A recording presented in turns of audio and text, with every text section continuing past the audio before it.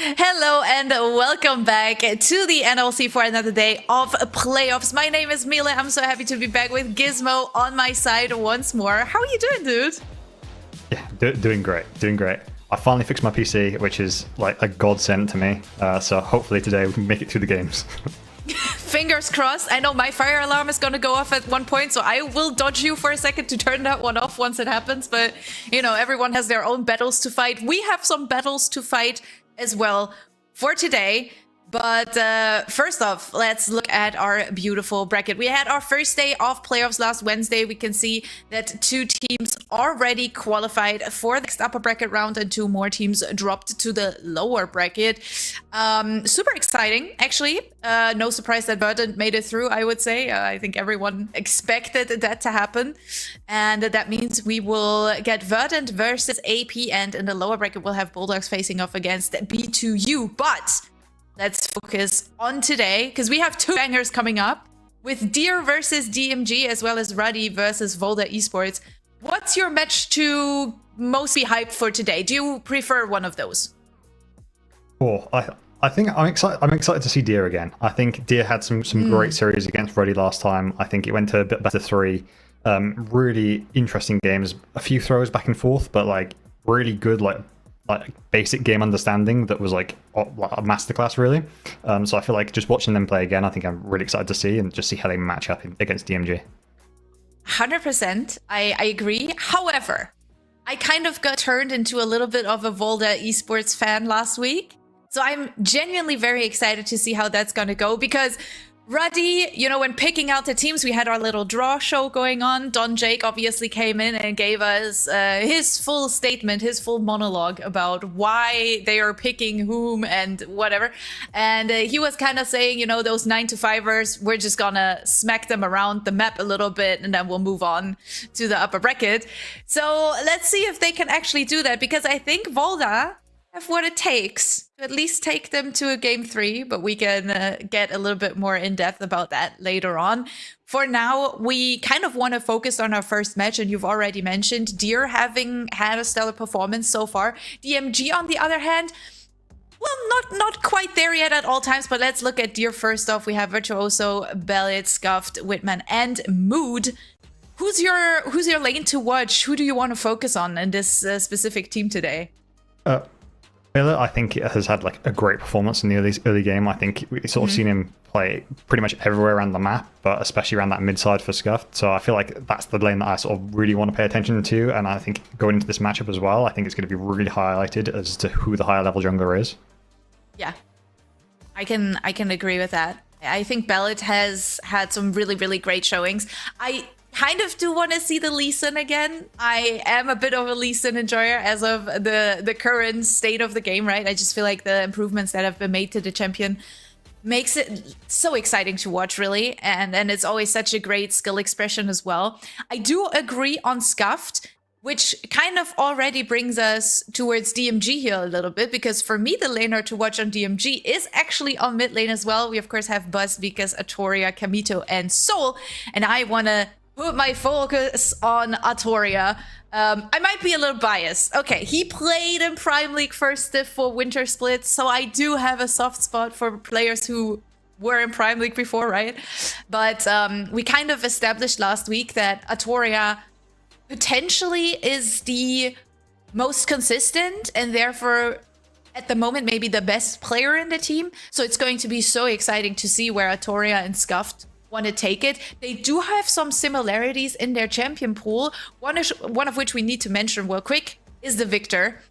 Victor, unfortunately, has been disabled for all ERLs as of right now due to a bug that occurred, I think, last night on the LCS, where something in the HUD was a little bit wonky. I think it was something about the E being on cooldown. They had to go full remake, disable the champion. No chrono break could have saved whatever happened there. So we're not going there. We're not making that for us. Like, we're not making that our problem. We decided to just disable it. But where does that leave us for the mid lane champion pool, considering we're in this heavy mage meta right now?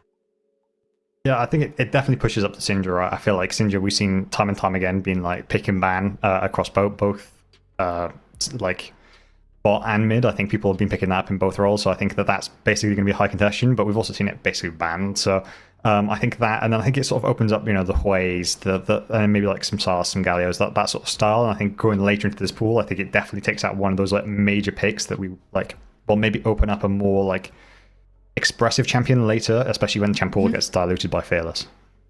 Yeah, 100%.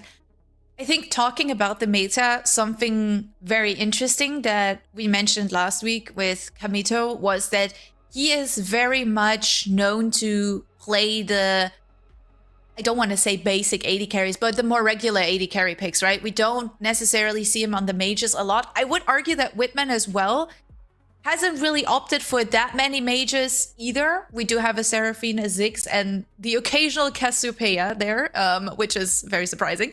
But overall, I would say both of them do prefer to perform on the regular AD carry side. Is that what you sense as well? Yeah, I feel like they both prefer just the ADC players. They're just their standard. They're there to fight, and I think that actually, I think Whitman does have a little bit more of like that deeper pool with a couple of mages scattered in there, but I think it also means that it's also like fully dependent on the support as well, because you only really take up the mages when your support's going to go, hands off lane, I'm going roaming in the current meta, which has sort of been the main thing of supports at the moment. So I feel like Whitman's picked up more of those mages, where I think DMG, they haven't really been that roam heavy on the support side, so not requiring to take up that same level of mages. So yeah, I feel like I think DMG might struggle with that if Mood decides to go for that roaming star. Mm-hmm. Do you think, I mean, we kind of briefly talked about Deer also maybe having a very good read of what DMG want to do, essentially through that jungle role that you also kind of highlighted, playing very heavily into towards mid lane. But you kind of mentioned Soul as a player individually on that support position could be punished here. Maybe let's reevaluate that. Like, what specifically is it that we're looking at? So I worry that they play a lot for lane, right? Like we've seen in their previous times, they pick like Caitlyn Lux bot lanes and stuff like that. So they're playing heavily for that bot side. And then you've got Bycast, who's quite an aggressive jungler, quite like enabling in the early stages. And if the other team is bringing multiple members to those early game skirmishes, say it's like 3v2, like you end up being that member down always in that deficit. So it's really hard to come out like as a positive from those plays.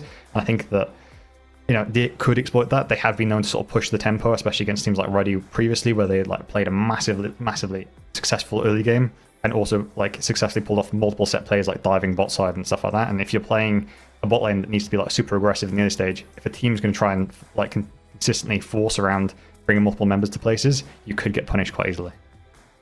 100%. I think that's something that we rarely see at the moment, because I think a lot of teams are very adaptable right now when it comes to picking up these mages. And then once you have a team that doesn't really do so, it is a little bit of a surprise. So it's going to be very interesting to see if maybe even DMG want to come in with a little bit of a different read today, because I would love for them, in order to improve as a team, in order to improve with the current state of the meta, I would like for them to be a little bit more adaptable in that sense, maybe a little bit more creative, to stay flexible. Funny enough, I just had Kamito commenting on my post that that DMG team, they got a win today. Obviously a little bit of a German connection there as well. So I do think they have high hopes. I do think they can at least try to challenge Deer, but I would say maybe not as heavily as with Verdant, where we probably all still agree on the fact that they are that tiny little bit better than everyone else. But Deer is up there for me as well. They come in with such a high win rate, I think 86% or something, which is directly under the 100% that Verdant brings to the table, right? So I feel like they are up there. And if DMG can challenge a team like Deer, they have what it takes to go further in this upper bracket, right? And I think that's what they need. If they can't challenge Deer, they would have a rough time going into the next upper bracket spot anyways. Yeah, 100%. I mean, coming into this, I think, coming into the split, I think we thought Deer and like Ready were top like 2 and 3 between the two of them. Whichever way around that sort of landed, and I think that they've sort of shown that they beat Ready previously. They're already at that more higher standing, and only really Verdant above them. So I think DMG, you need to come up and like disrupt them here. And I think, to be honest, Kimetto, he has some good champion pool, right? He has a lot of aggressive bot lanes. If you can pick a really aggressive bot lane that forces them to have to dedicate mood to stay in that bot side, you've seen him pick up the Caitlyn consistently and stuff like that. If you're able to play and support that, with Vicast playing around that bot side as well, enable him to step up consistently and get that lead through there, I can see them maybe contesting Deer in the early stages and then trying to force a good Drake play, especially with like Arteria's like good team fight. And I think he had some great team fight in the previous game. So I think bringing that in, they could maybe take away a couple of early game objectives and snowball that. But I think it's just, if they can get that early game advantage, I think it's going to be even more than needed for them. Yeah, I also feel like for DMG, early game has been very, very important when it comes to how well they were able to finish out games, right? They do have a 100% win rate if they are ahead at minute 15, which is crazy. But that also kind of means once they fall behind, they have a little bit of a rougher time to actually, take it to that mid to late game. So I think early game is going to be of the essence here for both of these teams, because same stats go for Deer, right? They also have that same win rate. So first 15 minutes is definitely what I want to look at. Yeah, and arguably both have like thrown previously in the past, right? DMG versus Broad, they nearly lost their last game, their first game of the series last time, and Deer against Ready, they lost their second game. But actually, through the other team maybe getting a bit too over aggressive and making mistakes, actually came back to win out those games. But it doesn't mean that they're able to successfully hold the lead continuously. It just seems that they've not been challenged effectively on that, and the other team sometimes makes mistakes that they're able to seize those opportunities. And at this level, any opportunity you can get to get the advantage, you need to seize, and both these teams have shown that. Yeah, 100%. As we're getting a little bit closer to draft, maybe let's talk about a few picks that we want to see. We've already mentioned Victor is disabled. We've seen the luck come through quite a bit from Artoria, I think. Yeah, he's played it twice. On the other hand, you could argue that Scuffed has been able to pick up the Orianna here and there. Is there anything specifically you want to look at? Anything you feel like is going to have the highest prio for this game number 1 specifically? Yeah, I think Orianna will have a high priority. I think that we've seen time and time again people play around those combos, and I think at the moment you've got Nocturne, you've got J4, you've got Wukong that go very well with that combo. Neferi, both of these players both play, so I think both of those set up for that combo. And it's quite a simplistic combo that can get you through a lot of early games and stuff like that, and start that snowball going. I think both these teams have been known to do that previously, so I think that's going to be a high contention pick, because I'm just expecting Syndra just to be banned on spot. I think we might see some Cassiopeia. It's been sort of a Z tier champion for a while. Really shown some like great signs into that full engage as well. So yeah, I expect those to be sort of high in the prior, really fast-paced junglers. I really expect to be top of the list as well. Yeah, 100%. Funny enough, I don't think top lane is going to be so interesting. We have two more generic top laners here in a sense that they play the regular stuff, right? We have our Cassantes, we have our Nars. There is an occasional Camille, maybe a Gragas here and there for Buzz, but nothing too crazy. Now, we see the side selection. Blue side has been selected for Deer, so we're looking at a very, very strong first pick. Is Lee Sin first pick potential in this game 1? Because I want to see it. So I want to hear your very analytical take about why this is also the best choice there is. Tell it to me. Tell me. Lee Sin always has kick, therefore is always useful. That's the reason, right? It has some really interesting stuff you can do in the early game. You clear your first 3 camps, you reset, you get your longsword, and then you're more aggressive. One of the strongest like duels at that point. Personally, not a big fan of it. Don't like it in my comps. I like a simple engage. I don't need my jungler to be super mechanically gifted to land and engage. I'd rather just straight simple J4 EQR. I don't need Lee Sin to come with hitting his head on the keyboard to find some great flank to hit their ADC into me, Okay, well, look, I can live with that, considering that if Dio were to first pick the J4, they would pick away one of Bacchus's most plays at the moment, right? He came in 4 times playing the J4, 2 times playing the Wukong, 2 times playing the Neferi. Not that much depth to the champion pool just yet from what we've seen so far in the split. So picking up the J4, definitely not only securing yourself a very, very important part of your draft in a playmaking perspective, but you're also picking away one of your enemy jungler's most played picks. So let's see if they want to make it happen, because I have this feeling we're getting close to a draft here. Yeah, but I do feel like if you pick the J4 early, I think they counter with Noctinori, because like Bycast has played the Noctin previously as well. So I do think that would be their counter. So I don't think you want to first pick the jungler, though it does sort of suck. I think you take one of the combos and sort of make do. But again, J4 has sort of risen in priority a lot recently, and well, I say recently, I think for the last like year, with just point click go for jungle. So yeah, maybe we'll see that just come through in the other stages. Yeah. Definitely up there. I'm also interested to see if the Orianna is actually going to stay open, because across the board, I feel like we oftentimes see it being a perma ban, right? People don't really want it. Just as we don't want the Victor today. Quick reminder, that one is disabled due to a bug that occurred last night on the LCS. So we don't want none of that. We're leaving it out. And yeah, Nocturne is going to stay outside as well. That one is not going to go through. Good news for the Jarvan enjoyers, I would say.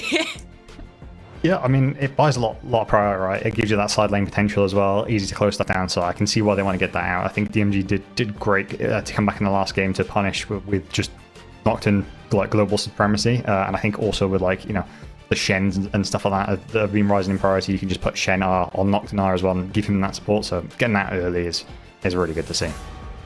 And no Lee Sin.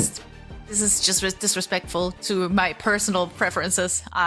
If they ban Misfortune next, I'm personally offended by this banning phase, but that seems rather unrealistic. Very interesting though. High prio when it comes to the junglers in these first two bans. I wonder if they want to stick with it, if there is more that they want to get out of the way. Olaf is one of the next ones to fall. Interestingly enough, a pick that we've seen a little bit more of, not only in the NLC, but like across the board. Very coin flippy. If it gets ahead, obviously massively broken. Won't be a factor here in this draft. Yeah, and Syndra just have to get rid of that nowadays. I think that's pretty standard in the mid side, especially when you haven't got the Victor to sort of counter back. So yeah, just get rid of that. And I mean, it's looking like the side of Deer is sort of saying, want to play something that's a bit more like close knit. We want something with like a little bit of CC, but actually want to go forwards into the other team, which is sort of why I'm seeing some of these bans come through. And J4 getting banned, I can sort of see, because they have to trade it if they took the Orianna early. So it does also offer. I mean, you've got Vi options, you've got Neferi, and they have been known to go to the Kiana. So we'll see a Kiana pick. Well, in mind. Sag. I mean, it is one of the more specific picks that have come through on the side of Deer. Really like it. They decide to go with the Cassio first pick. Okay, now, it is a flex pick. Whitman has played it, so it could go towards that bot lane if you want to flex it. I was kind of looking at a Nafiri here for a second, being like, do you want to first pick a Nafiri? But now that gives DMG the option to go for the Nafiri, maybe the Wukong, the two picks that we have seen Bikers play. Not sure where their priorities lie at the moment, if they maybe even want to pick away something along the lines of an Orianna and maybe go for that Vi-Ori comp as well. Vi-Ori, Vi-Ari, something along those lines. Which one's it gonna be? Could be Hui picked up as well, because you can play that into the bot side as well. But again, we know Kometa doesn't really play those mages, but I think that's one of the ones that's sort of... We're seeing more ADCs go towards just starting off with the Hui as far as their mages go, but... Or Callista. No, surely not. Okay, there we go. Yeah, that's more like it. That's more the expected outcome, I would say. Very interesting though. Feel like very poke heavy approach. Definitely something that wants to go in. The Kai'Sa now picked up on the side, which immediately resolves the next pick, meaning the Cassio will probably go towards that mid lane. We have seen it in other regions being also flexed towards top side, but I don't think that's the case here for Virtuoso. As we've mentioned, both of these top laners coming in with a more conservative champion pool, I would say. You never know nowadays. You know, we only see so much, right? They could have a secret account that they play Cassiopeia top only on. You know, who knows? But yeah, it looks like they're just rounding out that. Just a nice simple. They can peel on the air, they can engage if they want to, but it does sort of shut down a lot of DMG's initial comp. I think the Vi pickup, having seen the Cassiopeia, might be a little bit too aggressive early when you know that Cassiopeia is really good at stopping that hard engage. But DMG picking up a strong top side, so maybe they'll ban out a few of those picks. Maybe they'll get rid of, like, I think the Gnar, maybe I don't think Rumble is going to be needed, but maybe you get rid of like an Ornn or something else that can sort of push that go button as well, because at the moment they've got a lot of tools to disengage. Maybe they want something that's a bit stronger engaged, because you've got Kai'Sa that can flank at any time. I was just going to say Ambessa is something that I would definitely ban. We've seen a good amount of Cassandra and Ambessa matchups through the past few months, even towards last year, right? That was a thing that we looked at massively. Now, on the side of Deer, I kind of wonder if you want to try and attack the support champion pool here a little bit. We have mentioned how Soul doesn't really go for the most roam-heavy playstyle, but you do have the combination of, like, exactly this, right? Ezreal Karma, you don't want the heavy poke lane. You can also look to maybe ban out something along the lines of a Nautilus, one of the stronger support picks that we've seen a lot of in the current meta. Yeah, Nautilus, yeah, like it probably end up being just another Soul Leona I'm expecting here, but you know, maybe we'll see them go for something with like a little bit more poke, because in that lane you can play a little bit more poke with the Ezreal. So like some people will tend to go like the Nico, or some people sometimes play the Seraphine. It's not the best lane, but it does give you that team fighting later, especially when you Vi. You're gonna have that Vi go in that deeper engage. It gives you the opportunity to like throw that extra CC layer over the top and really stop that Cassiopeia follow up. So you might end up seeing that coming through here, but expect it'll be held till 5th pick. Ooh, okay. We're getting Akali for Artoria. Definitely one of the picks that he has shown in the past. A pick with, you know, a lot of skill expression. I feel like if you play the champion well, it's always kind of sensitive. Did play it once, didn't win that game. Very unfortunate, but seems to be very confident when it comes to playing it. And I do like Akali. If it's played well, the mobility gives you so many outplay buttons. Very, very interesting. Now, However, makes you feel some type of way. Tell me about. I'm hoping that this is Poppy support. At the moment, Poppy support is by far like one of my favorite support champs. The W just does so much, and I think if anyone's watched any like carries gameplay, the dude just picks Poppy into anything and completely changes the fight just throwing R through. But looks like we might see it just for Virtuoso instead, and now she can pick up the rest of their hard engage tool suddenly a little bit more. But this does sort of shut down the tools of the Vi in the early game, so really nice pickup here, and actually does lane decently well into the Cassandra as well. Yeah, I think I prefer it on support as well. It's because sometimes I felt like Poppy is not the strongest split push champion. I love her in team fights. I think she brings a lot of value to team fights, but matching the split push, sometimes I felt like she was a little bit on the weak side. But it obviously also depends on how aggressive Virtuoso wants to play it and how much maybe jungle attention even gets. On the other hand, we will lock in the Seraphine pick that you've mentioned before. Does bring in a good amount of poke, does bring in a good amount of sustain as well. You have an engage tool via the young core.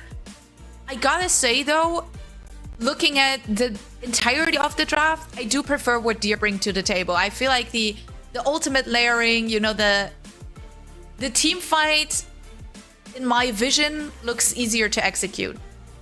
Yeah, Deer have mass amount of tools to really stop TMG's engage. You know, you've got the like your big engage is gonna like you can't be the Vi engage anymore, right? Because you got the Poppy, you've got the Cassiopeia there, so you're gonna be looking for the Seraphine ulti over the top to actually break some of those tools to be able to let the Vi get in properly. So that really does sort of struggle in those team fights. And as far as lanes go, I think, you know, Ezreal Seraphine really strong in the early stages. You can really bully out the other team, but they have been shown that we're just happy just to sort of leave that lane, and all of a sudden you're sort of leaving a Kai'Sa underneath the tower. That against poke, it's not that bad. Like, you know, ADC might say I need some support, but realistically, if Soul's moves around the map and actually making impact plays, you'll take the little bit of CS loss that you'll get from that. And I think as Deer, if you hold a gold lead going into like team fights, you're probably coming out better. Yeah, definitely. For me, it's like I'm a huge fan of like Wombo combos, right? So if I see like Wukong and Rel engage and the amount of follow-up that you potentially have, I do really like what Deer bring to the table. I think for me, the Akali for DMG is a bit of a make or break pick. Interestingly enough, I've mentioned how I'm looking at Artoria specifically, so he's definitely coming in being like, okay, I got the better hand, so I'm going to show you how it's done. He has something to prove with picking up the Akali here, but so does DMG as a team, as we're going into our first match of the day. We are still in our upper bracket. It's, of course, a double elimination here in the NLC playoffs for Summer Split. Deer coming in as a little bit of the favorites in this matchup. DMG, however, showing up with interesting draft. And I'm very excited to see where it's going to take us. Anyone we want to look at for the first few minutes when it comes to shenanigans or early impact? Yeah, to be honest, I want to see if we would actually run straight bot side or not. And I think jungle pathing in the early stages is going to be critical for these teams. We've said both of these jungles like to make those early players, like to look for those fights. You can see that, you know, Deer, they already have that vision of where Bycast is going to be starting on his chickens. You'll be able to spot that out soon. And both of them will be pathing down to this bot side, so I will be interested to see if Baylat does that. Free camps into reset, maybe try and get that longsword for the early game, knowing that they're going to be meeting each other later on at that crab. Forcing that fight could go in their favor quite drastically, especially when you look at your bot side, who they have the tools for a fight, but they might have the tools for. Okay, just a good chunk taken off of Soul already. They have the tools. I would agree.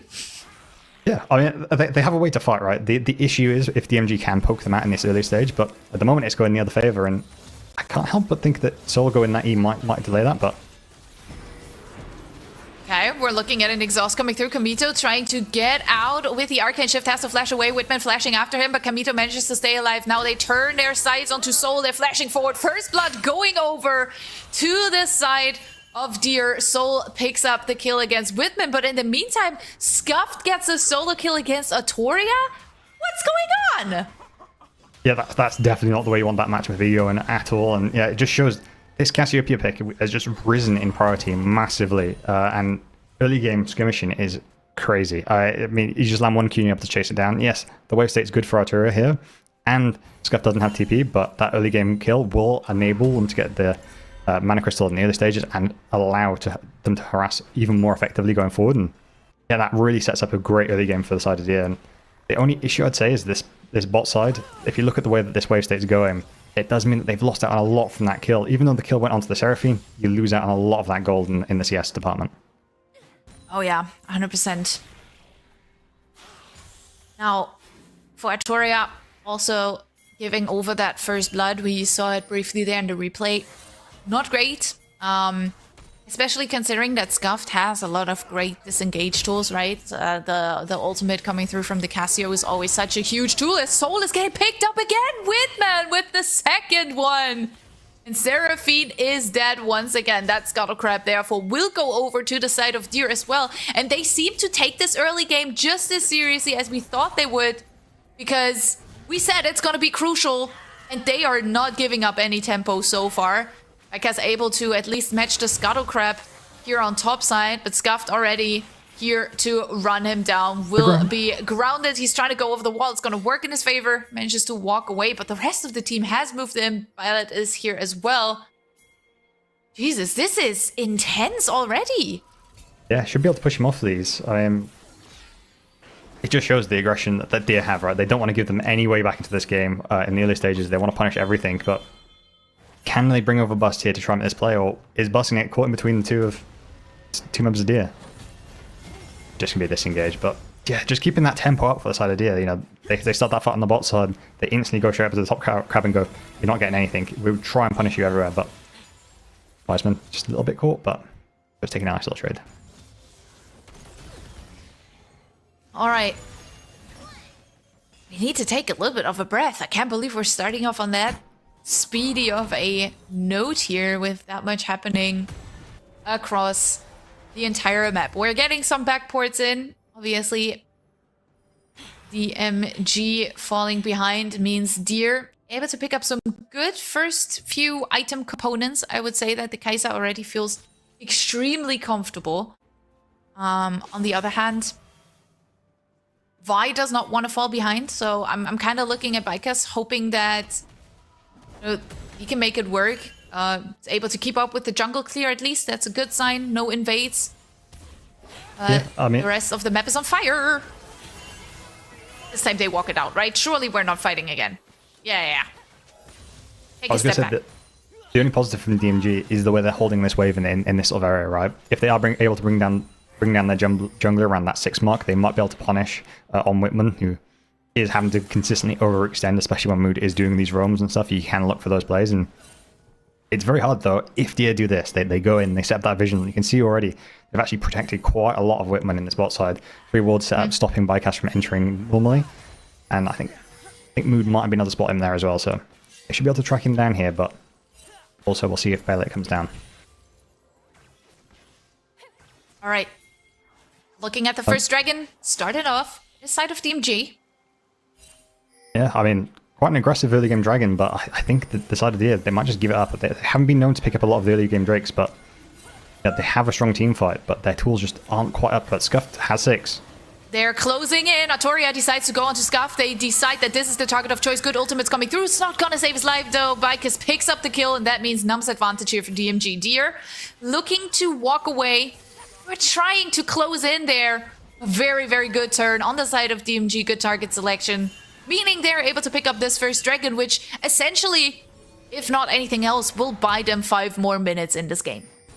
Yeah, definitely recovers a little bit in that mid side as well. And it's just that snap decision from DMG. That's what you need to do in those decisions. Just Scuffed walking in solo on that one side. Has ulti, feel that they're untouchable, but the flash engage is just really easy to punish people. And that puts behind a little bit of this timer, right? As D, you wanted to set this timer going with these drakes. You wanted to start stacking them up and making DMG come into you later on. But now DMG, they can drop a couple drakes. They can sort of scale out if they need to, or just pick their item breakpoints more effectively. Which, as an idea, when you've got this strong team fight, if you can be a 5-man stack member, it does make it a lot harder for them. Oh, good engage coming through from Mood once again. Kamito already had to get out of there. Soul now trying to slow them down, but with the heal coming through, the Deer bot lane manages to stay alive. Whitman trying to dance, but Kamito's ability is definitely flying in a good direction. They find another one stepping forward with the arcane shift. It's not going to be enough to go for the kill, but they force them back far enough to push in the wave and have a little bit of kill pressure in the lane for right now, forcing Deer to react. Now we're looking at mid lane. Toria versus Scuffed. My favorite matchup to watch here. As the kills are actually happening on the spot lane. Kamito gets exhausted within turret rage, but Soul got his back, picks up his second kill to carry supports. I'm telling you, not kill stealer, kill securer. Definitely, and I mean, early game kills on a Seraphine as well can enable you to go this more like CC heavy build. I think a lot of people will be going the Rylai's into Mandate build quite often, so getting these early game kills can really snowball that. But yeah, I mean, just nice, simple objective. They poke out, they chase them down after, they punish using the Ezreal Lethal Temple Philly stack and passive, but us might get a little bit aggressive here. Yep, not really much Virtuoso can do. The all-out coming in clutch. With the Void Grubs being up and available, however, wonder why DMG are not looking to try and go for those with the prio they have on the top lane right now, but I guess the decision has been made to play a little bit more towards the bot side objective, so they won't pick up all 3 of the grubs, just 2, as the Encore is coming through. Good charm hits. Whitman has to flash away, manages to get out of range, but not for long. Kamito picks up another one. Definitely showed up ready to fight today. Yeah, and this is the issue, right? When you've got Mood roaming around the map, it does leave Whitman sort of isolated in this bot side, and you know, DMG, they're finding the right buttons, they're landing the CC to consistently make it work for them, and punishing Whitman into this tower. So really great job from DMG. Mood getting slowed down again. Soul able to poke quite nicely, does have the level 6 advantage as well, and so far so good for DMG. We've mentioned that for them as well, early game can be crucial. They sometimes have a harder time coming back from a rougher early game. So far in these first 9.5 minutes, they're doing a good job. About a 2k gold lead overall for the red side team, and none other than Kamito profiting off of that quite nicely thus far.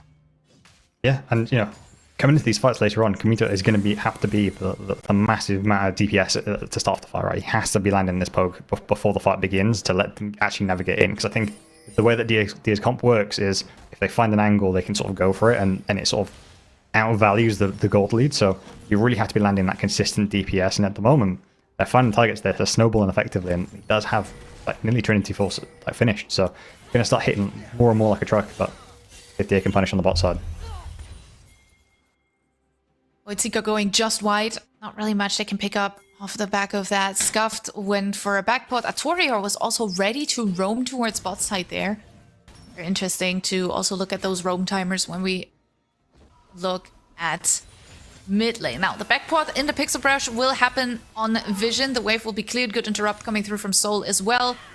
Denying a little bit of tempo, and Bikers gets the chance to pick up his own Raptors. Wow, that is something we rarely see these days, because most of the time these Raptor camps are getting invaded left, front, and center.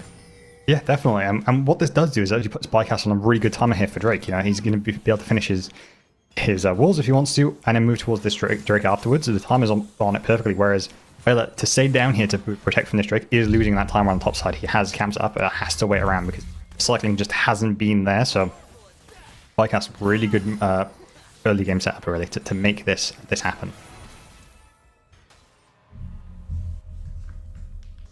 Dragon on the map. You can see the backport coming through from Atoria. He does not have the TP available. Bycast has to be careful. They don't really have the prio for the Dragon here. Bot lane going for the backports as well. It won't be first to the objective. Deer are able to push out this bot lane wave, moving into the river. They now have all the prio they need. Scuffed also in the area, 4 members strong. They are looking to pick up this second Dragon. Should be able to do so. The damage is looking good. So not that much that DMG can do. The Dragon will fall. The rest of Deer will try to walk away. DMG potentially looking to force a fight with Atoria, going in quite deep here. Manages to walk away though.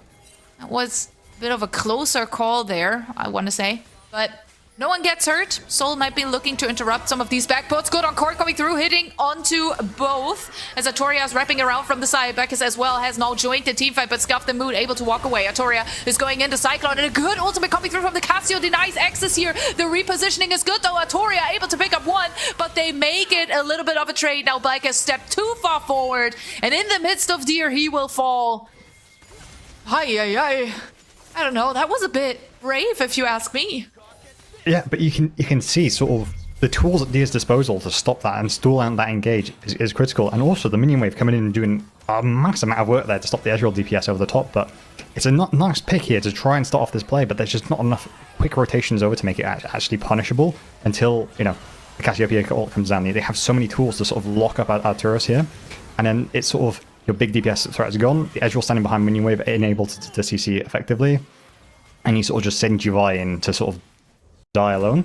So you really have to be able to make these picks early before and before they start to like stack their multiple members and get their death comp sort of rolling. So we see not a little root coming through for Soul here. Mood able to walk away though. Nothing major happening, but I think Cassio ultimate is just such an outplay button in my books. Something that worries me here long term. We can see Atoria trying to hide in his own shadows. Not going to work out in his favor though. Scuff does not have the ultimate available. Still able to run him down as Bellet comes in, secures that kill off to the side. Soul finds a root. It's still gonna be a good chunk on the turret and another kill into the bags here for Deer, who have been able to catch up again. Now only 1k gold down. Picked up a dragon. No dragon stacking on the side of DMG. Not all 3 Void Grubs going over either. We can see a lane swap coming through as I would guess a little bit of a prep. Maybe looking at a Herald long term. Yeah. But, ow, tempo was high. Yeah, I mean, Herald at this stage, I think would suit Deer quite nicely to try and get their gold back sorted. But you can see they're sort of, if they bring multiple members, they can easily lock up the members of DMG and stop them from actually being able to execute their comp. And, you know, you can see that Akali, as soon as they go into the Shroud, Cassiopeia has already landed that QE, and you're able to just easily see in the Shroud where they are, so it's easy for Mu to sort of land that Q and continue that play going. But yeah, you know, their comp, it's going to be a lot to overcome here, but DMG, they need to sort of push their go buttons, find their angles where they're individually strong. You see Artura. Looking at a little bit of a 1v1 here again. Not looking too shabby. Perfect execution, lands quite nicely. Scuffed, able to walk away. Atoria doesn't know where he's at. I think Atoria didn't quite catch that the ultimate from Kamito going just wide. Scuff will not go down. And now with the engage from Mood coming through, they actually turn it around, and Atoria is the one to fall. Not really what they wanted it to be. The season assist as well as the encore coming through on mid lane. However, Soul's tanking a whole lot of turn with the ultimate coming in from Whitman. They're able to pick up a kill, and that makes it 2. off to the side. Oh, I feel like DMG, they want it so much. It might be a little bit too much here and there. Yeah, because it has so many tools at its disposal to buy that space, sort out that play. You know, the Vi ulti is able to CC, but easily able to flash and then ulti back into the backline. And yeah, really great job for them to punish. But at the moment, it seems like DMG are just letting, Deer are just letting DMG play into them and just sort of punish it at those timers. And you know, that's what Deer's comp wants. They want you to try and engage on them. They want you to try and fight them when they're a multi-man stack. And at the moment, they're consistently getting the better. That makes it so much harder, right? They had a good start here, DMG, but they weren't really able to hold on to it. Of joining the team fight, Buzz has to be a little bit careful. Gets run down by the snake, has to flash underneath the turret even. Scaft brings in so much pressure. Atoria off towards topside, trying to kind of match whatever's going on that bot side. Backport will be interrupted here. The stun's coming through onto Buzz. He will probably end up going down. Not much he can do. The turret shot tanked, but it doesn't really matter. Scuff picks up a 4th kill on the Casio. I want to look at that mid lane turret. It should have fallen in the meantime. So that's first turret at least going over to the side of DMG. But what else are they losing across the map is my question. Yeah, I mean, at DMG, they've lost this whole access to this bot side, especially with Drake coming up in 10 seconds. You know, they have to play towards the top and try and maybe punish this Poppy, but instead I sort of expect them to try and play into this, but they've lost, you know, some of their big tools at disposal. You know, they got chased down by the Cassiopeia, who didn't need to use any abilities, and is at the point where if you don't CC chain, they will just chase you out with those Rollies in hand. So you really have to make these plays work. So you can see them sort of calling up to this top side, trying to make a play happen up there, and they might be able to punish this Poppy on the top side, but again, that's Poppy with W, with ulti. I think they just get the tower, though, simply.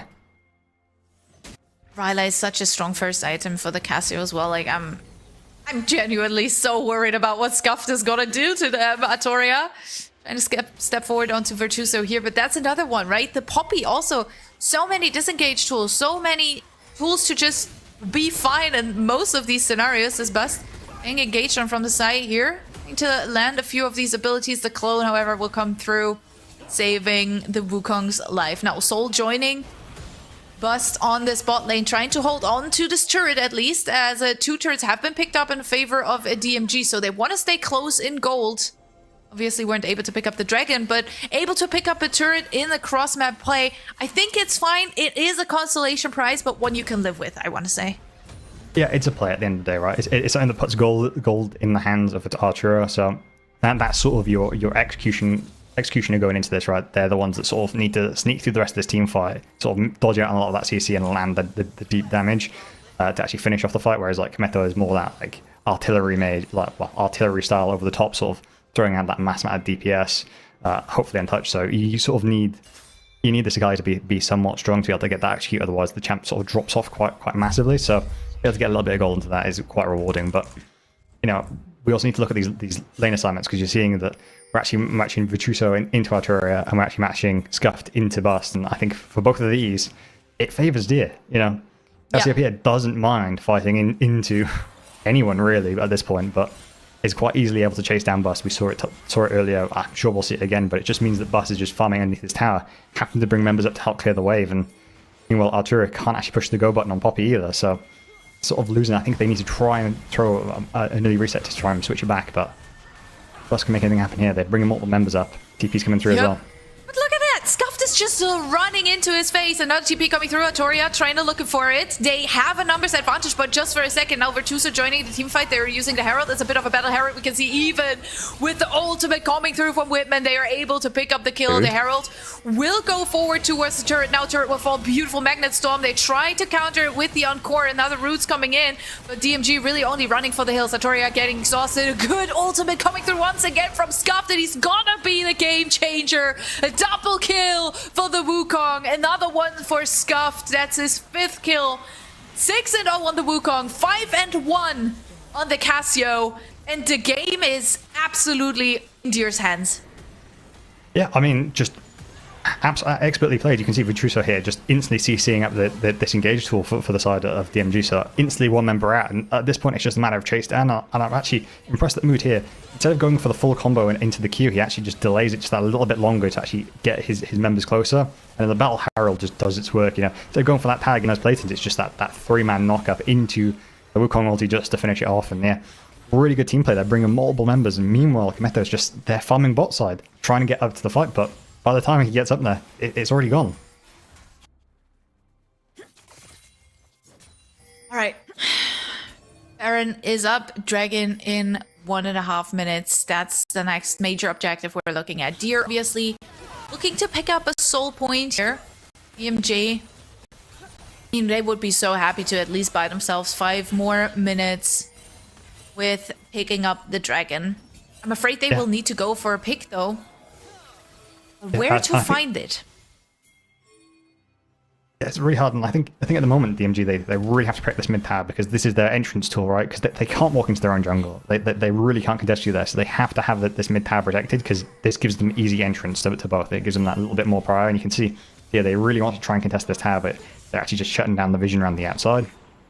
Does give DMG that easier access, does give them access to that combo, so don't want to over-aggress onto it, but you know, they've got to, I think DMG, they need to pick their moment. They need to find, you know, when Whitman is just by himself, or, you know, Baylor is trying to make these cross-map plays, because at the moment, Whitman, he's standing up to the wave solo consistently, but it's that threat of the unknown. Definitely, we can also see that there is not a whole lot of vision towards this river at the moment, right? We have a few more options here on top side, and it seems as if EMG, for a second they were thinking about it. Should we start this Baron? Is there a chance for us to maybe sneak something away? But vision game on the side of Deer. Got that covered. Have some deep vision in that topside jungle even. But the body language is clear. DMG are moving towards topside with the dragon spawning in a few seconds.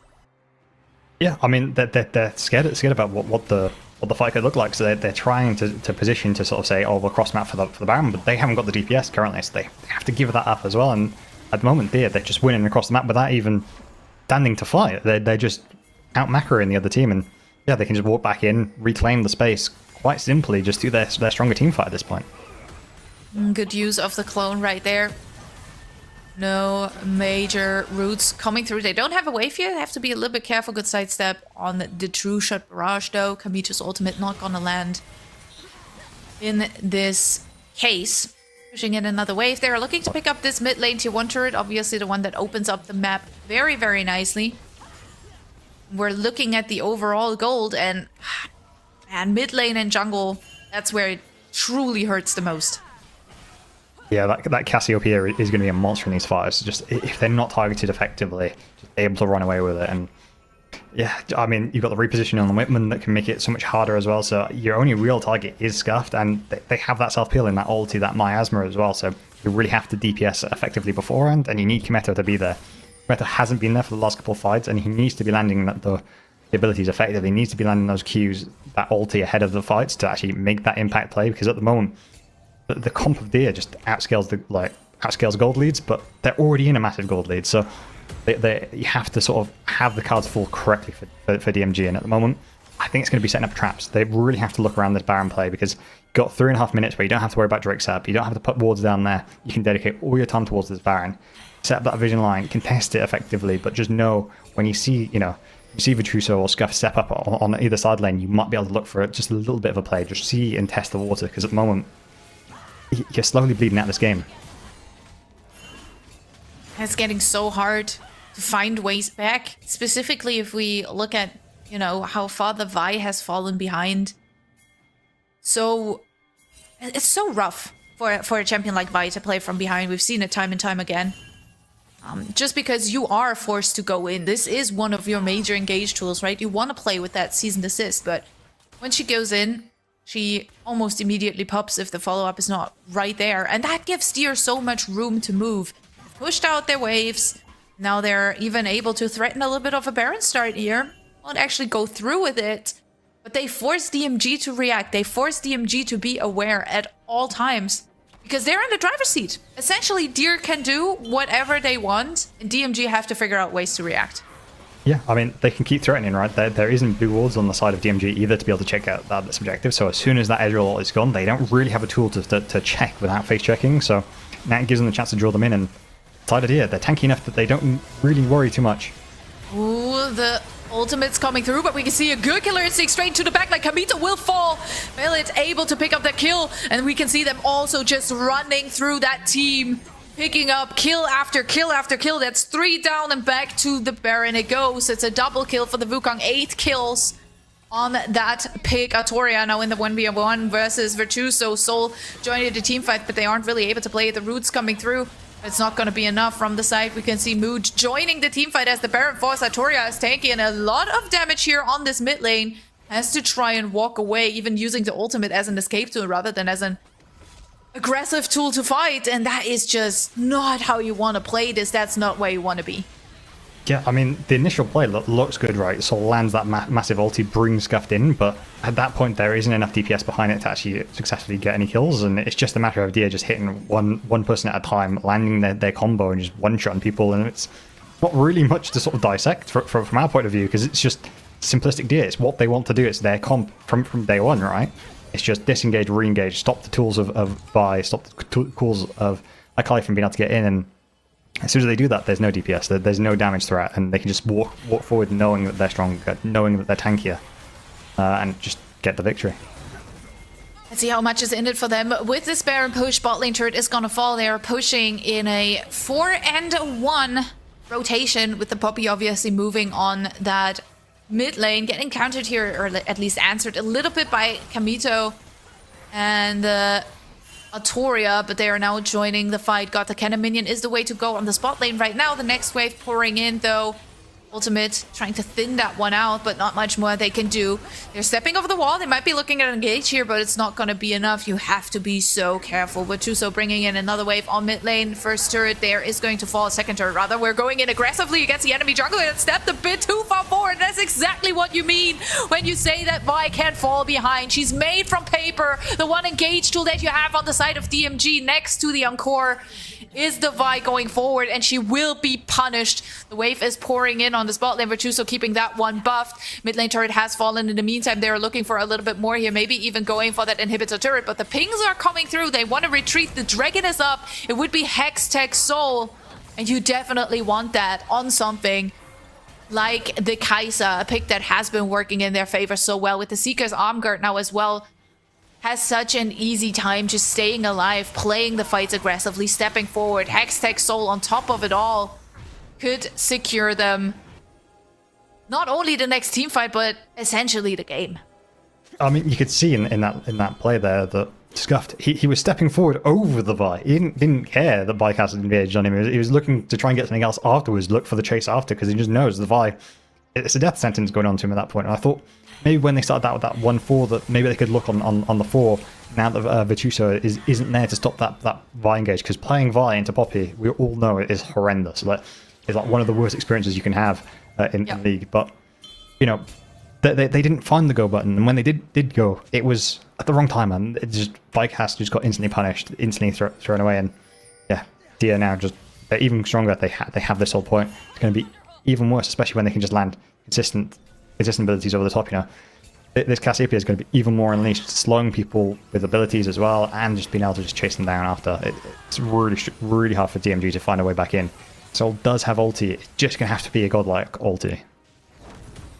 You can't help but wonder what it would have looked like if they were a little less over-aggressive in that early game, because they did have that lead, they did have the kills, and now we're kind of looking at their last hooray here, going in with the clone. Cyclone into the backline, immediately taking almost all of Bikas's life, has to walk back towards the base, has to try and heal, while the rest of Deer are able to push it in further. Inhibitor turret has fallen on this mid lane, the next wave coming through on top lane as well. The Baron buff has since fallen off.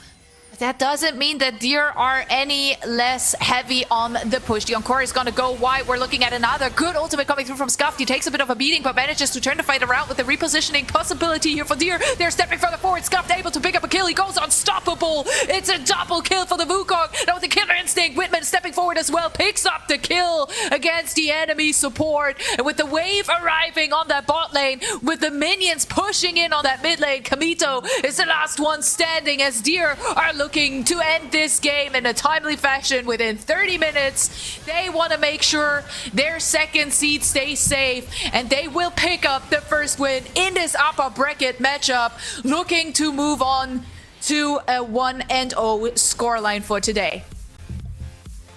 I mean, what a decisive victory. I mean, they executed their comp flawlessly. You know, I think even when they found angles to try and force something in, it was instantly just a full collapse of the team, instantly putting up the anti-engage comp, just going, no more. Out you go, and just instantly blowing up members, continuously getting kills and finding the victory.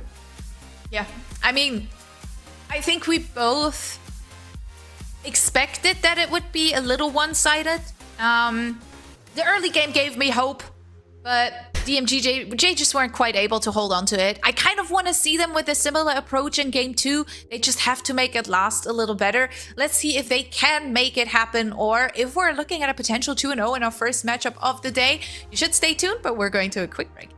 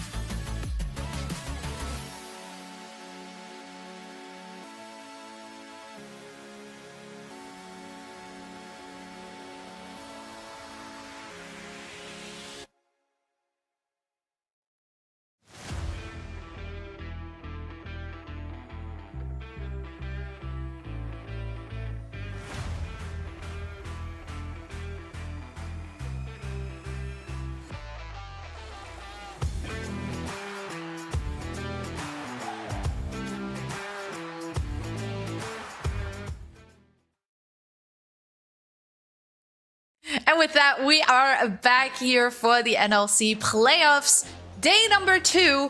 And look, it was one-sided from a certain point onwards. But I do want to mention again, the early game, I didn't mind. I think the early game was fine. I think there were great moments. They were able to pick up a lead on the Ezreal. They were able to pick up kills here and there on the top side as well. And then they got a little bit too brave and they kind of ran into a few traps there. But look, it didn't look too bad in the beginning. So where did it all go wrong? So I think that, they did a great job of actually forcing them to have to play bot side, right? Like Kimetto and Solo, they were really aggressive in the game, making their poke land consistently, forcing their trades. But as soon as Kimetto wasn't in the fights, and as soon as Kimetto wasn't that damage dealer, I feel like they sort of fell off, and they were sort of playing as if they had the massive like 10k gold lead, and they had the superior comp over forcing, but they really had, like, Dia has so many tools to shut you out of a fight that you have to really land, you know, your DPS ahead of time, and it just wasn't landing there, you know. Even in this play, you can see 3 multiple members, they just instantly shut down one, bring 5 members up, and then, you know, Kimetto, you can see he's on mid wave, he can't join, so their big DPS threat's gone. Meanwhile, you've got the whole CC, like, reliability of Dia that can just completely shut down the comp, and you can see how easy it is for them to chase out inside of DMG consistently. So you really have to make sure that you're clicking at the right locations at the right time, because Dia, they're just consistently able to chase you down and, yeah, just CC chain and win fights, because it's just a deathpool comp, and deathpool comp's easy to execute. Yeah, definitely. I mean, we mentioned it in draft as well. I remember saying, "Ooh, I feel like the draft is easier to execute." Sometimes I don't like being right, okay? There is specific scenarios where I like to be proven wrong. This would have been one of them.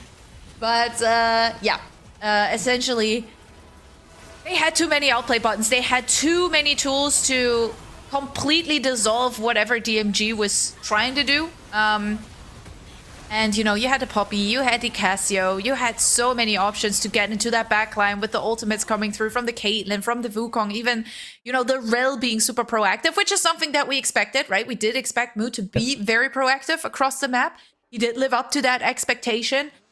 But that now kind of brings you to the what do we do part of the you know, in between games situation, because I feel like I even read it in the chat a little bit. You know, people weren't necessarily saying that the DMG draft was bad, but it was harder to execute. Now, what can we do to make it easier and to, you know, bring in a similar type of early game play style where you can be aggressive? So I think if they're going to play for this bot lane style again, I think they need to bring multiple members down and actually play around Kimetto. I feel like they sort of left him out of the fights, let go in later. I also think that, you know, Petruso on that Poppy had some really unsung moments, just the W doing crazy amount of damage. So if you're going to play full engage, make sure you ban Poppy in future. I feel like that champion is really good at shutting that down. So I feel like with those tools now gone, you really need to, like, sort of work out what tools, if you're going to play that sort of engage style, try and force fights, what tools are Dia going to bring to the table to stop that from happening? What, like, they seem to show a emphasis on disengage and re-engage, so maybe you want to get rid of stuff that buys space, maybe you want to get rid of like a Galio, that sort of stuff that can really help build that space into those fights naturally. And I feel like then you just play through, you know, you play through your bot lane. Yeah, it's not the current meta to play around bot that much, but if it's a style that works for you and it's what your team knows what to do, great, just play your style, just force the narrative, because sometimes that's the best way to win. Yeah, I was just gonna say that, right? That sometimes in these backs against the wall type situations, people opt for their pocket picks, their comfort picks, which doesn't always make for the most coherent draft. but it brings in a good amount of confidence that I think is necessary in some scenarios like this. Any specific pick that comes to mind for you where you're like, this is something I could see specifically in this game? I could see them pulling out the Caitlyn Lux again for DMG. I think that they've shown that they can pull that off quite easily. I think it's it's an easy lane to combo with. I think they might switch it out from maybe a Karma to the Lux if needs be, but I think if they're going to play this super aggressive bot side, I think that they can snowball quite aggressively with that. And I think that also then it forces Soul to maybe build that like more AP, because they got a lot of kills in the early game in the last one, and I was actually a bit disappointed to see them actually go more into the Enchanter style. I feel like going more into like, you know, your Rylai's, your Mandate, sort of building that AP in the early stage, because at one point they backed with like 1.6k. Buying a Blasting Wand and an Ant Totem would completely take over that lane, and Curse could never step up. So I feel like the selection of actually using the gold effectively as well is critical. You can now see that DMG have selected red side.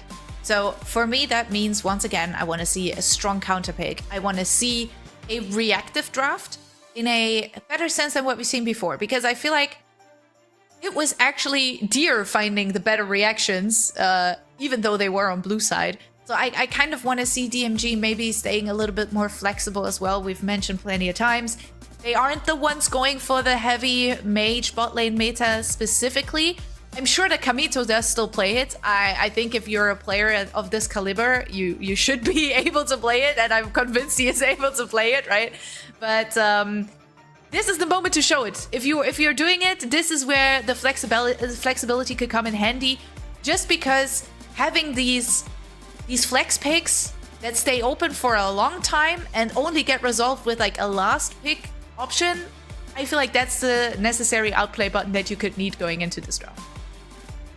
Yeah, 100%. And I think, you know, we've got champs like Locke that could sort of rise in priority as well, because, you know, one, it's a really strong champ on current patch. I mean, new champions always are, but Locke is sort of unleashed, and the two main answers to Locke at the moment are Galio and Akali. Well, Akali's gone, who's the strongest into him at the moment, and then you've got Galio, who both these can play, but if you take that pick out, all of a sudden Locke rises in priority, so you could just take Locke in early stages. DMG have played it previously.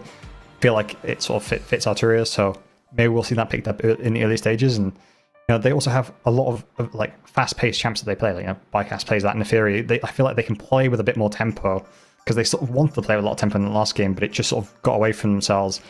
And I think they overextended at points, not really understand what Deer's comp did at points. So if you're able to build a comp around you going in and actually making those plays land more effectively the first time, I think it'll go in their favor. Yeah, definitely. Kind of looking at the potential draft options, you mentioned the Locke. I think Neferi could become very interesting. We saw quite a few jungle bans, I want to say, with the Jarvan, the Nocturne, the Lee Sin, some of the stronger picks, the Kiana even, right, going out. I'm very interested to see if they want to ban as heavily focused on jungle again, or maybe they adapt their approach therefore a little bit. But I think that something like the Neferi, which stayed open in the last game, could become very, very important here if you were to ban out the J4 again, ban out the Nocturne again, stuff like that. Yeah, it's a great delivery tool as well. I know we've seen, you know, Mood has previously played like the Shen and stuff like that, so it's like a bit like the Nocturne Shen. You can do it with the Neferi as well. You know, Orianna, all of those combos, you can sort of drag them into them. Also, just a really good tool just to press that engage button. Also allows those set plays around bot in the early stages, because you can just drop aggro quite easily and stuff like that. So sort of like the new Elise in the early stages, just AD. So really great to fit into comps at the moment, with heavy AD jungles being the priority. So, but yeah, I just sort of expect the same jungle bans, sort of keep that out and just sort of adapt based on that. See, so far, same old, same old. Syndra out, as well as the Lee Sin, Olaf and Nocturne on the side of Deer. No significant changes when it comes to the approach. Would mean, yep, there you go, the Jarvan out. And now that would mean comes the Kiana ban again. Let's see if they want to go for that, or if they maybe want to look elsewhere. But then again, I wouldn't really know what else there is that you definitely want to ban, unless you want to look at something like an Orianna, you know, want to deny one of those Vombo combos. Maybe you switch it for the Neferi, or just topside, I guess, topside Renekton. That's a bit more interesting. I guess they sort of want to pick up maybe like an Aatrox in the early stages, or an Ambessa. So I think DMG in the last game, they sort of rise in priority for their top lane, for their third pick, so maybe that's what they're looking at again. They just sort of want to delay that counter pick, get 3 bans towards top side, sort of let Virtuoso, let Plus sort of take over in that top side, because he had some strong moments. He got a few solo kills in the last game, so to get snowballing that effectively would be useful, but see what DMG respond to this Orianna. I think maybe taking away some of those tools of engage they could possibly do, or just pick really strong lanes for themselves. Well, it looks like it. The prio on the Orianna, not a big surprise. I guess that's expected. If she stays open, if you don't want to go for that early jungle pick, then Orianna is the way to go. Luck, on the other hand, now locked in for, I would say, Atoria. That's my assumption. There is ways to flex it. I think we can all agree on that, but I think mid lane is the way to go. Then we have a global ultimate coming through here with a Pantheon pick. And Skarner as the hover to answer it. Now, not my favorite type of shockwave delivery, right? I'm a big fan of a good shockwave delivery system, but I can see it work. Let's see what they want to round it out with. Yeah, I feel like now you've got to pick like a support that stands over the top of it. I mean, the Amumu hover, though funny, is also really strong on current patch. I think Amumu Karthus has sort of risen in priority because of the AP nature of current drafts as well. Is passive, reducing that making AP true damage and stuff like that. So, but no, instead they're just taking the Aatrox early. So I think this will be a Ambessa trade, I believe. But yeah, I guess both sides deciding actually for that Renekton ban, they both need to pick up a strong top lane because when the next rotation happens, you can probably lose a lot of that stronger picks. Interesting. The Yone hover coming through. I like the pick in isolated 1v1s on the side lane. I like that the pick gives you that backline access that is not always easy to have. Also gives Deer a little bit of an input as to where you maybe want to look AD carry wise, like you don't want to have like an immobile backline. They do end up going for the Camille. Now, in the knowledge that we have about DMG, that is most likely a top lane Camille, I would say, rather than Soul going for it. If they do go with the flex pick here, if they do flex it towards that bot lane, that's exactly the kind of adaptability that I would love to see in a game like this. Yeah, I do just think it's going towards that top side. I think it's a good matchup into the Aatrox normally, so I do just sort of expect that to be locked. But the flexibility, really comes in strong here, and we'll see what sort of bans they throw here, because there's an angle for it to switch in the bot side. They can hold it till 5th pick and sort of check it in, but most likely I'm expecting it just to sit in that top side and instead them ban out. And they're prioritizing a lot of strong ADCs at the moment against Whitman. I feel like in the last game he was sort of unleashed on that Kai'Sa, being able to reposition later into the game. Early game struggling a lot, but actually later on just free hitting those fires. Didn't really need to be that big DPS threat either, so I think they might try and get rid of some of those self-peeling ADCs. We've seen Kametho go to the Tristana previously, so maybe we'll see that get picked up here. Instantly banned there. There you go. But with the Camille picked up, you can go Ziggs. Ziggs is really strong in ADC. Whitman does play it, but I don't know if Kametho does. Kametho could pick it up here. It's quite a simple APC to play. Doesn't need to be paired with it in the actual role. It can be thrown later on. Also does really well with old picks with like Galio and stuff like that, so you can chuck that into mid. Obviously, we've got the lock in the moment, but some people play lock in ADC, so who knows? Exactly. We've seen it before. Equal Esports Cup represent was a great lock AD carry performance that we saw coming through. I feel like if we're looking at AP for Kamito, the one thing that I see is obviously the Mel. Not entirely sure I would love it. I think it very much depends on what you're playing into in order to make it work. The Lucian, more on the classic AD carry side, but obviously also one of the picks he's played plenty of before. Leaves the Caitlyn open, his thus far most played AD carry pick in the NLC summer. So they could look at that. You have already mentioned that Caitlyn Lux bot lane, or we go for a hyper carry in the likes of the Yunara. You know what? I wouldn't hate hyper carry because they profit from the smallest amount of help or resource that they get. Yunara is not exactly a jinx, right? So it's not really about that, oh, she needs 1 kill to get excited. But I still feel like you get a lot of tools. Now pair that with a Lulu, you got that late game sustain, and I'm happy for DMG. Yeah, I mean, you've got the counter pick, right? So you're able to sort of pick that lane for yourself. But that does mean that they might just lock in a super hyper-aggressive bot lane here. I was expecting Caitlyn, Karma, Caitlyn Lux both on the table. But Caitlyn, Annie, I mean, but they can CC chain whoever's in front of them as well.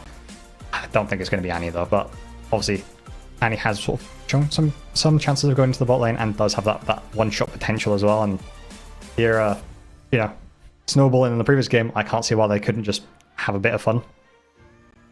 Definitely. Caitlyn bot, a little bit more of the expected pairings, I would say. Still very fine. Bard, very roam heavy though, so also plays into the kind of playstyle that we expect for Mood, right? That being very aggressive, proactive on the map. Definitely want to chain himself to the Scanner and move all the way together. Find impact everywhere possible. Now, I do believe that Lulu is still the best support pairing to go with, but they go with the Pyke. And look, that's not a ginormous surprise. We've seen it come through from Sol before. Once. Resulted in a win. Very proactive, very aggressive. But also a little scary, I'm gonna say. It worries me a little bit. I like a Pyke. Pyke's great cinema, right? It's all over the map gameplay, really aggressive early stage, really great at punishing. And issues Pyke into Caitlyn is a lot harder to play the lane state. Obviously, you sort of want to get out of that lane as soon as possible on that pick, in my opinion.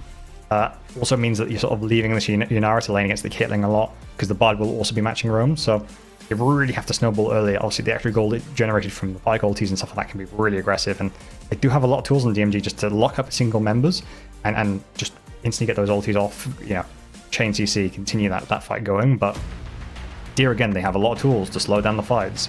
You know, they got the Shockwave, they got the Scanner ulti, they've got the Bard ulti. They can slow down these fights to the point where maybe the Pyke misses ulti, maybe they're missing their combo, maybe, you know, the lock isn't actually making that damage. So we saw it in the last game.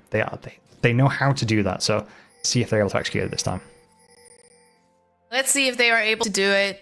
This is a backs against the wall type game for DMG, obviously coming in as the 7th seed. They weren't necessarily the favored team in this matchup against Deer, but they still want to fight back. Otherwise, they will drop to the lower bracket, which is great. We have the double elimination. You're not immediately out. You do get a second chance at making it through the playoffs, but it does look relatively hard considering how that game 1 went towards the mid to late game. Very, very favored for Deer. DMG, however, able to pick up a decent kind of lead in the early game, so let's see if they can replicate that. Yeah, and I mean, Kometo and Sol were sort of the instrumental part of that, right? They were the ones that stepped up and played that more aggressive style, but at the moment, they had a bad trade level 1 last time, right? And they still got multiple kills, so yeah, it doesn't look great, but they've come back from this before. And, you know, last time that they were able to play really aggressive, get a lot of kills, and this time they're trying to play this kill lane to start off with. Yes, it's not going the best in the early stages, but see if they can recover it effectively. Pantheon's in the bot side. Maybe they'll come down to try and get the Yunara back in, get a little bit of that CS, and try and make a play. I want to say this is all according to plan. If we look at the script that was written in game 1, this is exactly how it looked. And they gladly take it. I do quickly want to mention that I want to see the Pantheon do stuff before level 6, right? Because sometimes we see champions with those global ultimates, something along the lines of Pantheon, Nocturne, wait until the ults come up, as we can see a little bit of a trade-off on that top side there. I don't want that. I want the Pantheon to have impact before that, because it does have that notorious mid-game dip, and that's why it's so much more important to be as proactive as can be. Similar to Mood, who already kind of showed up there on that mid lane for a little bit. Nothing too crazy going on, at least that's how it seems for the moment. Yeah, I mean, I think we really need to start seeing, you know, we want to see them fight early. We want to see like a fight around these crabs and stuff, because I think, you know, you've got Bycast with point click CC, you've got Sol who has that ability to play off of it as well. A lot of, you know, a lot of potential on the side of DMG, and if they start to get that snowball going early when the other side's squishier, less tanky, and you have the DPS in the early stages, will effectively snowball. But again, we saw them last time. They got the early game lead, they just overextended and just sort of push themselves a little bit too much. So see if they're able to do that in this game. But at the moment, Bust is just getting the better of the top side matchup. All right. We did see a little bit of a flash being committed there. Also got a sneak peek at the chat. Nothing bantery going on. Just everyone readying up. Ooh. Not so ready seems to be the jungler on the side of the good pickup here for DMG. Able to force that first blood. Now Whitman gets exhausted. They're looking for a little bit more here. Soul trying to walk away. The magical journey not really necessary, but gave them a little bit of a way out here as Kamito and Soul continue trading aggressively on bot lane. Another hook coming through. Yeah, you can see how hard it is for Soul to like step forward in these plays, right, and try and like stun up the stun up the Caitlyn, right, because if Caitlyn has flash, it has E, you can instantly miss that, and you know, like it's extremely squishy in the early stages as well. I mean, it doesn't get much tanky going later, but really can just get blown up by a Caitlyn combo, so it really has to play a little bit careful. Kometo. Yeah, so be a little bit careful. The stun will come through in the end. Soul, however, fine to walk away. Level 4 coming in. Now the hook, so far, so good for the Pyke.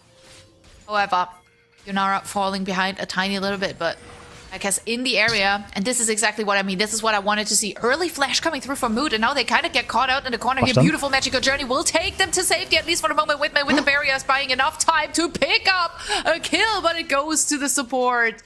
And that is not how DMG intended this play to happen. Yeah, I thought that was just simple point and click, but yeah, Mood, perfect magical journey through that alcove. It seems simple, but trust me, people fail it all the time, and yeah, just the CC chain afterwards, the stun perfectly landed on Soul, instantly turns around that fight, and now we'll see if they can punish in mid-side. Arturo stepping up a little bit too much, but Flash committed, ultimate as well. Not much more he can get from it, but at least Scuffed has to respect it. Dragon now also on the map. You can see with the mid lane prio, there is a potential for Deer to move in and pick up that first dragon. Bot lane also pushed out quite nicely. Scuffed, however, decides to go for the backport. We can see the dragon not really of that much interest just now. Deer will force in his bot lane wave quite heavily. But DMG not really looking to answer for the Drake or something. yeah, I mean, with them spotting Bycast running topside, they mean that they can walk up more aggressively here, unlocks Caitlyn to step up and try and hit like for some platings, or at least punish the other team on the tower. Balak being down here does allow him to maybe potentially play for the Scuttle Crab, get that, and sort of maybe look for the Drake, or at least hover it. It's buying a little bit of time, but you can see Bycast has to clear up these top camps, and they are bringing multiple members down there. They did this last time. They brought multiple members down, trying to start off fights, but they weren't the ones pulling the trigger on the early game Drakes. They know that they have the team fight comp. They know they can wait a little bit longer for this and sort of let their comp hit item breakpoints. They don't need to play the early game as much, but whereas DMG, I sort of expect them to sort of be trying to pull the trigger a little bit earlier, try and force a little bit of the narrative here. And I feel like it's also not the worst thing to pick up a first dragon by yourself. Time to maybe even scale, get some items on board. You know, we always talk about the item specs for Yunara. I think you want to have that level 6 coming through for Bycast now as well. Both of these junglers have their ultimates available. Now Soul and Kamito moving into the Tribush. Mood has to take the magical journey. It's chunked there a little bit, but nothing too crazy. And Deer are actually able to pick up this first dragon of the game. You can see Scuffed even able to move into the river as he pushed out that mid lane wave as well. And DMG not too proactive when it comes to reacting here, so I guess the call was specifically to not contest. So first Drake to the blue side team. You can see Bycast was hovering mid. I think they were looking for some multis. They were pinging on, trying to go on Scuffed, but Scuffed stepped back, knew that this is their only real play, because top for Bust has been in a winning state for a while, but also it's just not really a place to answer. So Archer is the big DPS threat in the early stage, so knows that, steps back a little bit, gets the objective, now can walk back of the wave, get some members in the air to actually try and push it a little bit, but happy to just hit the reset here. Is this going to be a dive on Bust? I feel like they're bringing multiple members up. They have a timer. See, things are coming through. People kind of expect this. We're also kind of setting up for the Void Grubs, right? If you find a little bit of a pick onto Bust here, that would be great. But Maybe you don't even need the pick, you just need the prio. They should be able to generate that mood. A little bit of danger now. Gets rooted, makes it through the magical journey, but not quite. The Hextech ultimatum does interrupt that. He only now will be able to go through. Soul has been following up, trying to denying access here for Virtuoso. Now with the Grand Starfall joining Artoria and Bycast stepping forward with the ultimate. The exhaust is coming in, but mood will fall as the first kill on the lock. And we know how that can go. If lock comes in clutch, it can turn entire games around, even though I saw the chat kind of pointing out that it can be a bit of a fraud pick. So let's see how much of a fraud pick it really is in the hands of Artoria. Right now he picks up that first kill. The Void Grubs, however, going over to the side of Deer. So they traded support for objective. Yeah, really good play there from DMG, bringing up multiple members just to punish the overstep there from Mood, but yeah. You know, meanwhile, they're just like going, you know what, we'll give away our support, we'll get the 3 Void Grubs, we have a good side lane potential if we want it. But actually, we want Caitlyn to get Void Grubs, we want to be able to push these Platons and get that gold, escort them around the map, and getting those early game Voids really helps cement that.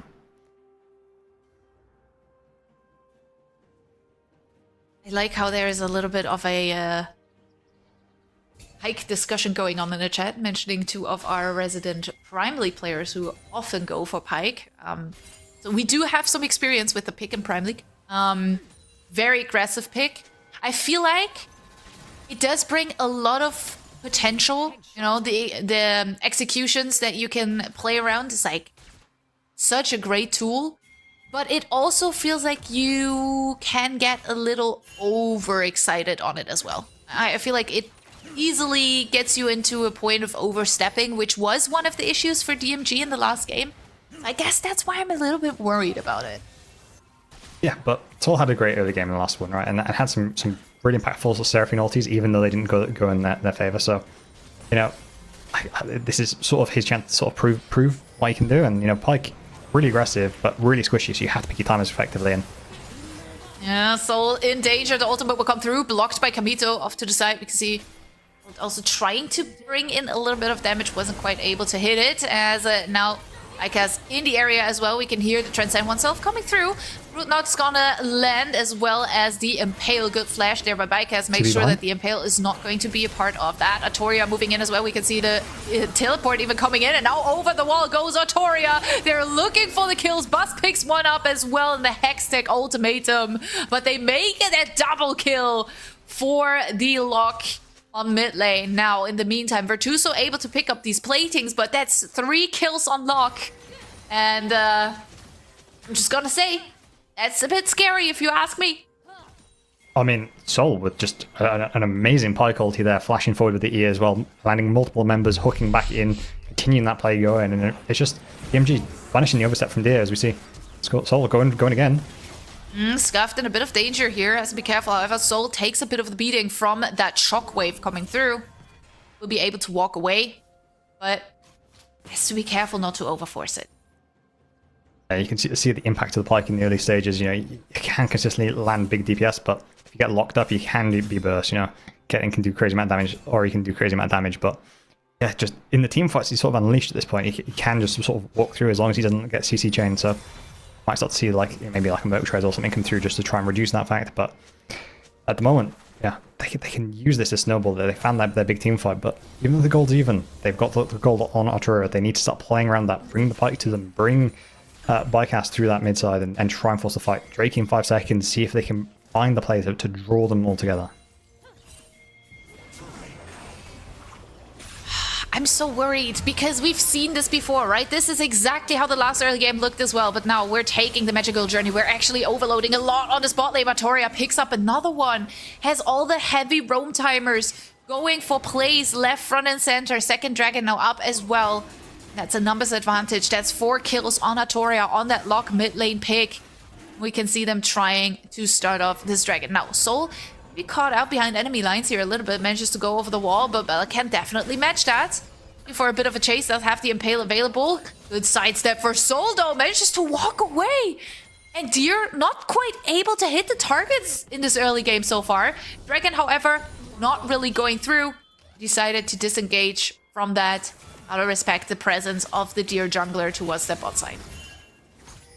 Yeah, and I think I think they might have been able to stay on it and sort of push that objective going forward, but now it sort of opens up Deer to sort of just walk back in and get it. So even though they're the ones that overstepped initially, they're the ones who are going to be able to reclaim back this space and stop DMG from being able to get in. And now without multiple tools to actually fight, and Bycast caught out from the side. Oh, what? That? How?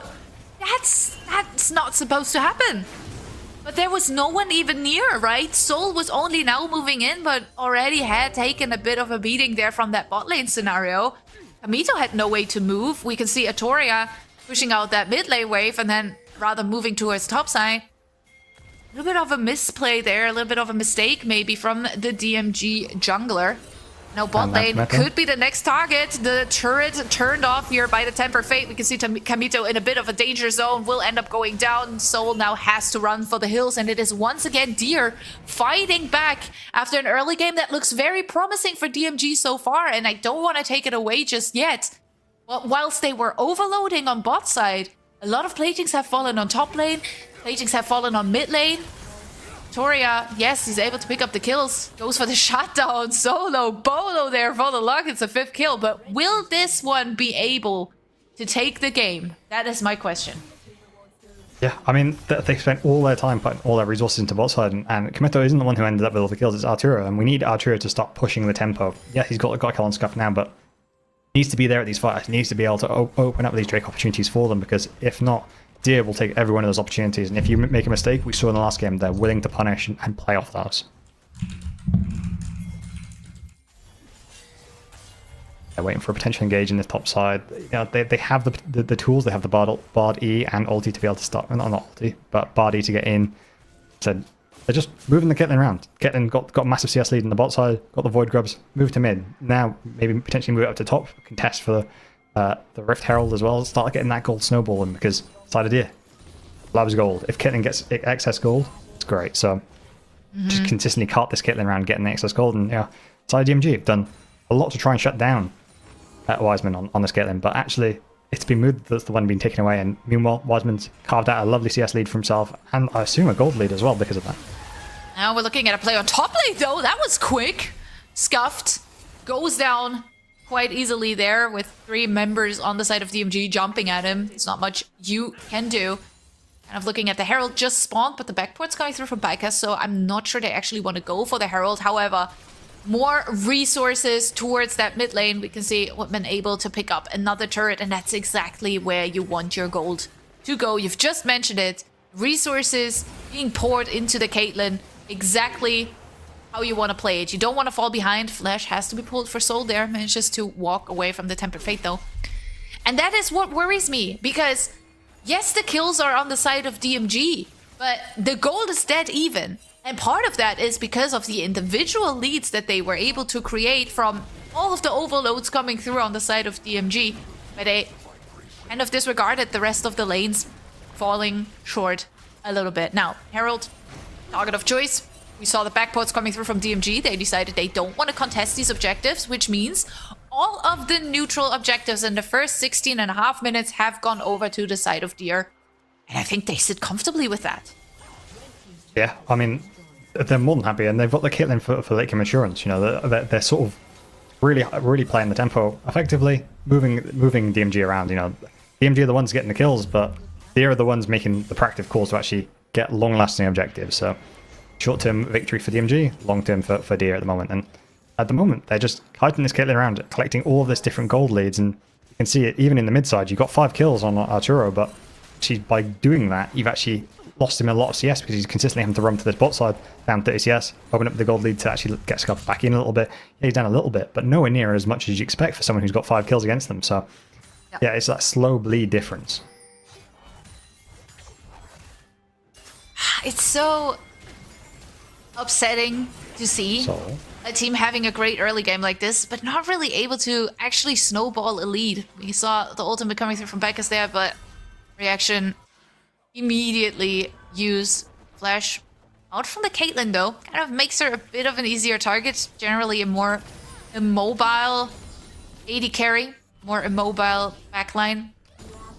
I don't think there is too much to worry about. Caitlyn hasn't really been the target of choice. They looked elsewhere. Now with Yeah, the dragon spawning in 30 seconds, let's see how much is in it for DMG. It's definitely a critical objective, right? You really have to punish Whiteman on this, right? Because you got Arturo, he's got Flash, he has ulti, he has those tools to get on them, and if Whitman uses his E incorrectly, like against the Pike engage, you should be able to CC chain and one-shot them. But yeah, at the moment, it's just more of a see if they can get on and punish this Flash, because that'll be that access into the game. And at this moment, see if they can find anything, but it's all about how they find this engage, see if they can protect the Caitlyn here. Right, ultimate's coming through. Kamito takes a big chunk there. The Impale will hit, pushing them into the wall, and now the damage output is there. They find the kill onto the enemy.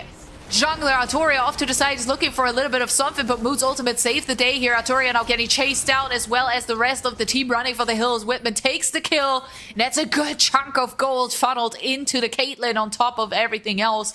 Bust has to run for the hills, trying to hook himself to safety. Will be able to walk away. Virtuoso will push that bot lane wave, but that means Soul Point and a kill against Soul on the map for Deer. They pick up the dragon, they pick up the enemy support. Whitman gets 2 kills. I mean, this is where it gets out of control again. Yeah, I mean, save the fight. I mean, save the game, I think, there for Mood. I mean, that Bard ulti was massively impactful. Like, Arturo has all the tools at his disadvantage just to one-shot people, and this ulti buys so much space that there isn't the tools to land consistent DPS here. But you can see, if Arturo steps forward there, would just instantly one-shot 2 members of the side of Deer, and that Bard ulti just buys that much space. And I honestly think that could have changed the whole impact of how the rest of the game is going to play out. Yeah. So I mean, Caitlyn, this is why I can't play Caitlyn. Like, you can't play Pike into Caitlyn. She just stands there and just take like the E, all of the headshot damage and stuff like that, just shreds straight through Pike. It feels horrendous to play against, in my opinion.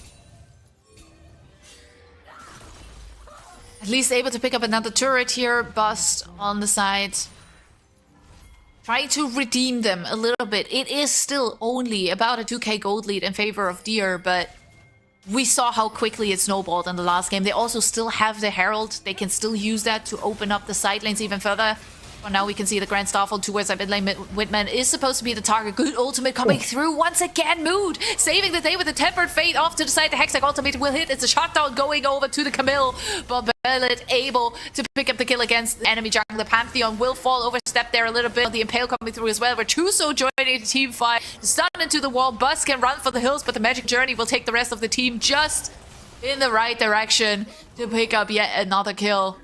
And now that's 2 kills. That's a Baron on the map. Will they go for Baron here? Is that actually a Baron angle?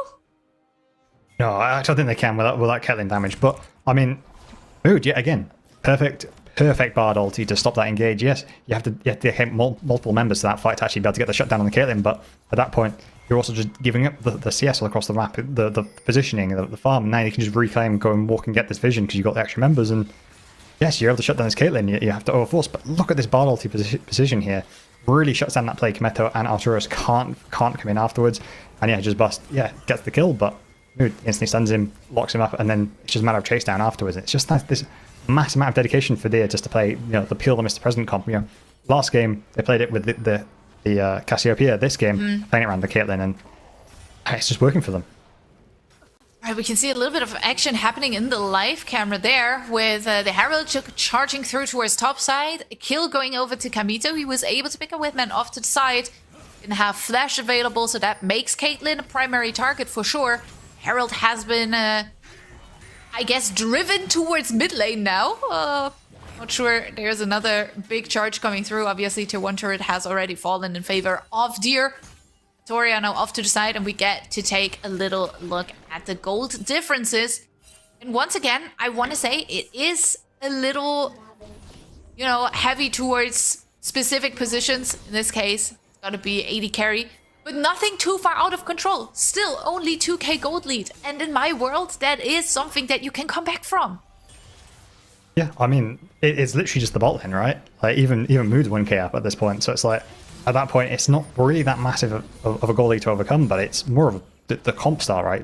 As DMG, you want to punish on side lanes a little bit more. You want to be throwing the Pantheon ulti down to sort of shut down like a Caitlyn farming a solo or something. Like, that's the style that you want to go for. Whereas Deer, they just want to sit there and fight you front to back. Throw down a Caitlyn CC, sort of delay your engage as well. And at the moment, it's favouring Deer, but can DMG sort of stretch it out to side lanes, try and force Deer to match them on these sides and find these fights? Because, yeah, Arturo, very strong. Bycast, if he lands the CC, can one-shot individuals, and it just needs to be stretched out. Just try and force Deer to these side lanes. I want to pick up something that the chat is mentioning, and we can see it here again, right? Mood, one of the difference makers, always there, using the mobility to the max. Artoria to try and dash, sidestep all the ultimates, but the Impale will come through in the end, and that's 2 more quick kills over to Deer, able to pick up so much on this map. And it is always Mood, right? Coming in at the right time with the ultimate, with the Tempered Faith, with the magical journeys. And he's had that same aggressive playstyle in the early game, or in the last game as well. Bust has to be careful, will tank a bit of a turret shot here, but it doesn't really matter. The Camille rather, should be fine. The Caitlyn very much fine as well. Now looking towards the Baron pickup. Becca's still being down for 10 more seconds. Artoria as well. That numbers advantage. Deer should be fine DPS wise. It also looks okay-ish. Hextech ultimatum will come through towards the spot lane. Tuso has to be a little bit careful. Doesn't have the ultimate available. Flash, however, is still there. Baron will go over. The kill will be picked up for DMG on the spot side. Maybe they can pick up a bit more of that turret here as well, but they need to be careful. Baron empowered recalls have already come through, so Bust makes the right choice to walk away. But most importantly, that means that Vitruso is dead here for this Drake, so DMG should be able to position effectively to just take this on spawn. Whereas Deer, you'd be quite happy to just sort of protect your Baron buff, sort of go, you know, we can go after these side lanes, sort of wait for Vitruso, but that does buy DMG a lot of time based on that call, so great job from Bust understanding that you can't go towards that Baron to try and contest anything, instead looking for that side pick, and enables them to sort of blast out this soul a little bit longer. Phantom Dancer ready for the Caitlyn. That's where it starts becoming really obnoxious as well with the DPS. Definitely one of those item spikes. Definitely, and you know, again, anyone who gets hit in any of the combos from Caitlyn, if you're able to get a full rotation off, it should just be instantly one shot from the side of DMG. I don't even think the Camille could probably survive it. It's very close, and maybe Pantheon if he has it yet, but even then you're slowing yourself down to enable multiple members, and Caitlyn is never walking alone here anymore. They're sort of escorting them consistently around the map, playing this death ball comp effectively again. And yeah, Caitlyn does things to comps. Like everyone always just throw so many resources into it and just have to protect that pick, because as soon as it's left open, you can find those picks, but at the moment, with multiple members around it, it's so hard.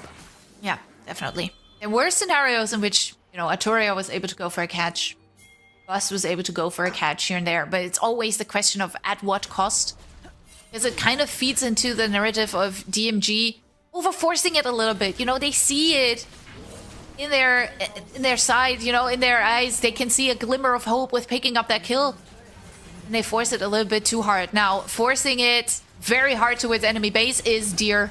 They're looking to pick up that first inhibitor turret, maybe even going further forward for the inhib. Off to the side, we can see the side lanes and mid lanes being pushed out, but Deer, they just have free reign over the enemy base. They also have the 3 Void Grubs and the Baron buff available. They can just play God the Cannon minion here, and I don't know if DMG maybe pokered it a little bit too hard. They only now come through with the back ports. The rest of the team now joining. Kamito only now joining the team fight as well. Here comes the Grand Starfall, but immediately answered by the Impale. Bikers might go down, but that's a good access here for Bust. He's trying to go into the backline. We can look at Tutoria picking up another shot down. They're going a little bit further forward, but Whitman's still able to hit. Now Mood and Virtuoso scuffed. The last one standing. Kamito's trying to fight it, but it's not gonna be enough. It's a double kill for the Aatrox. Tutoria has to try and get to safety, but with that Nexus being open, Tutoria has to make a miracle happen in order to keep DMG in this upper bracket, but Virtuoso can't be stopped. He goes for the ace. He hits the Nexus, and he takes Tier to a 2-0 win and makes sure that they stay in this upper bracket.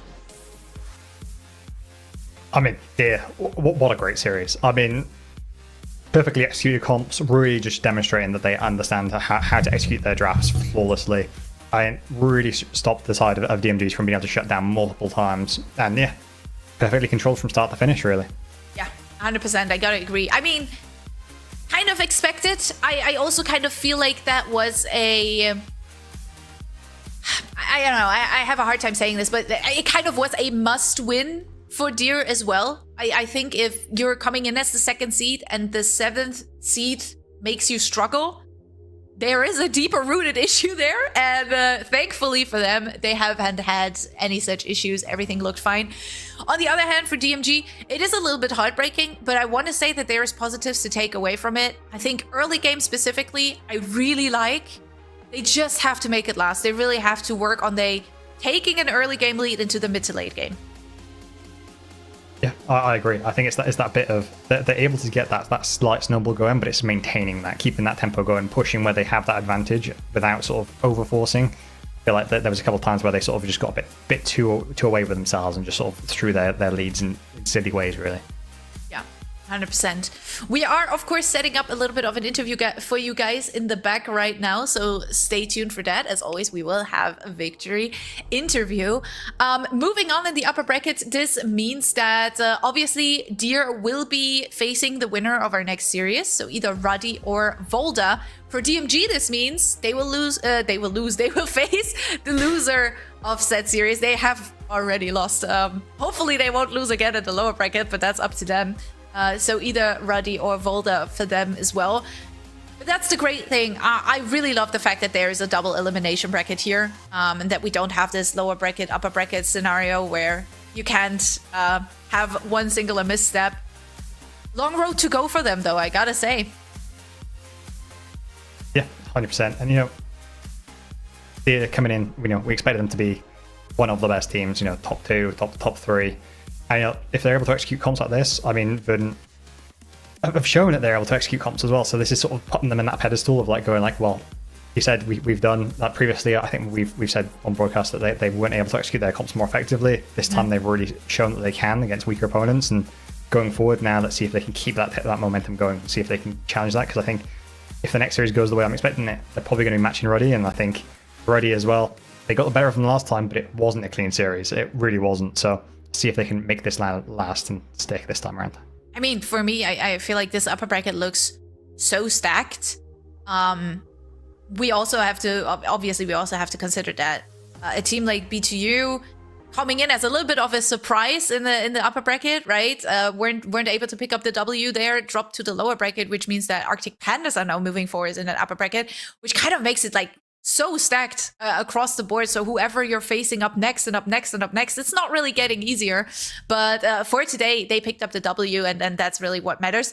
Our interview is ready, which means we will now have Scuffed joining us, and I'm super happy because mid lane was obviously a little bit of our lane to watch. So first of all, Scuffed, thank you so much for joining us. Congratulations on taking the W.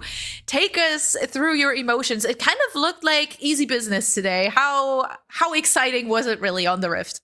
Yeah, a bit of a snooze fest. It was not much to say today. Wrap it up. Go next. All right. No, I mean, I guess that was our expectation as well. We obviously thought that you guys came in massively favored. However, it did feel like, at least in the early game, there were some playmaking moves coming out of DMG.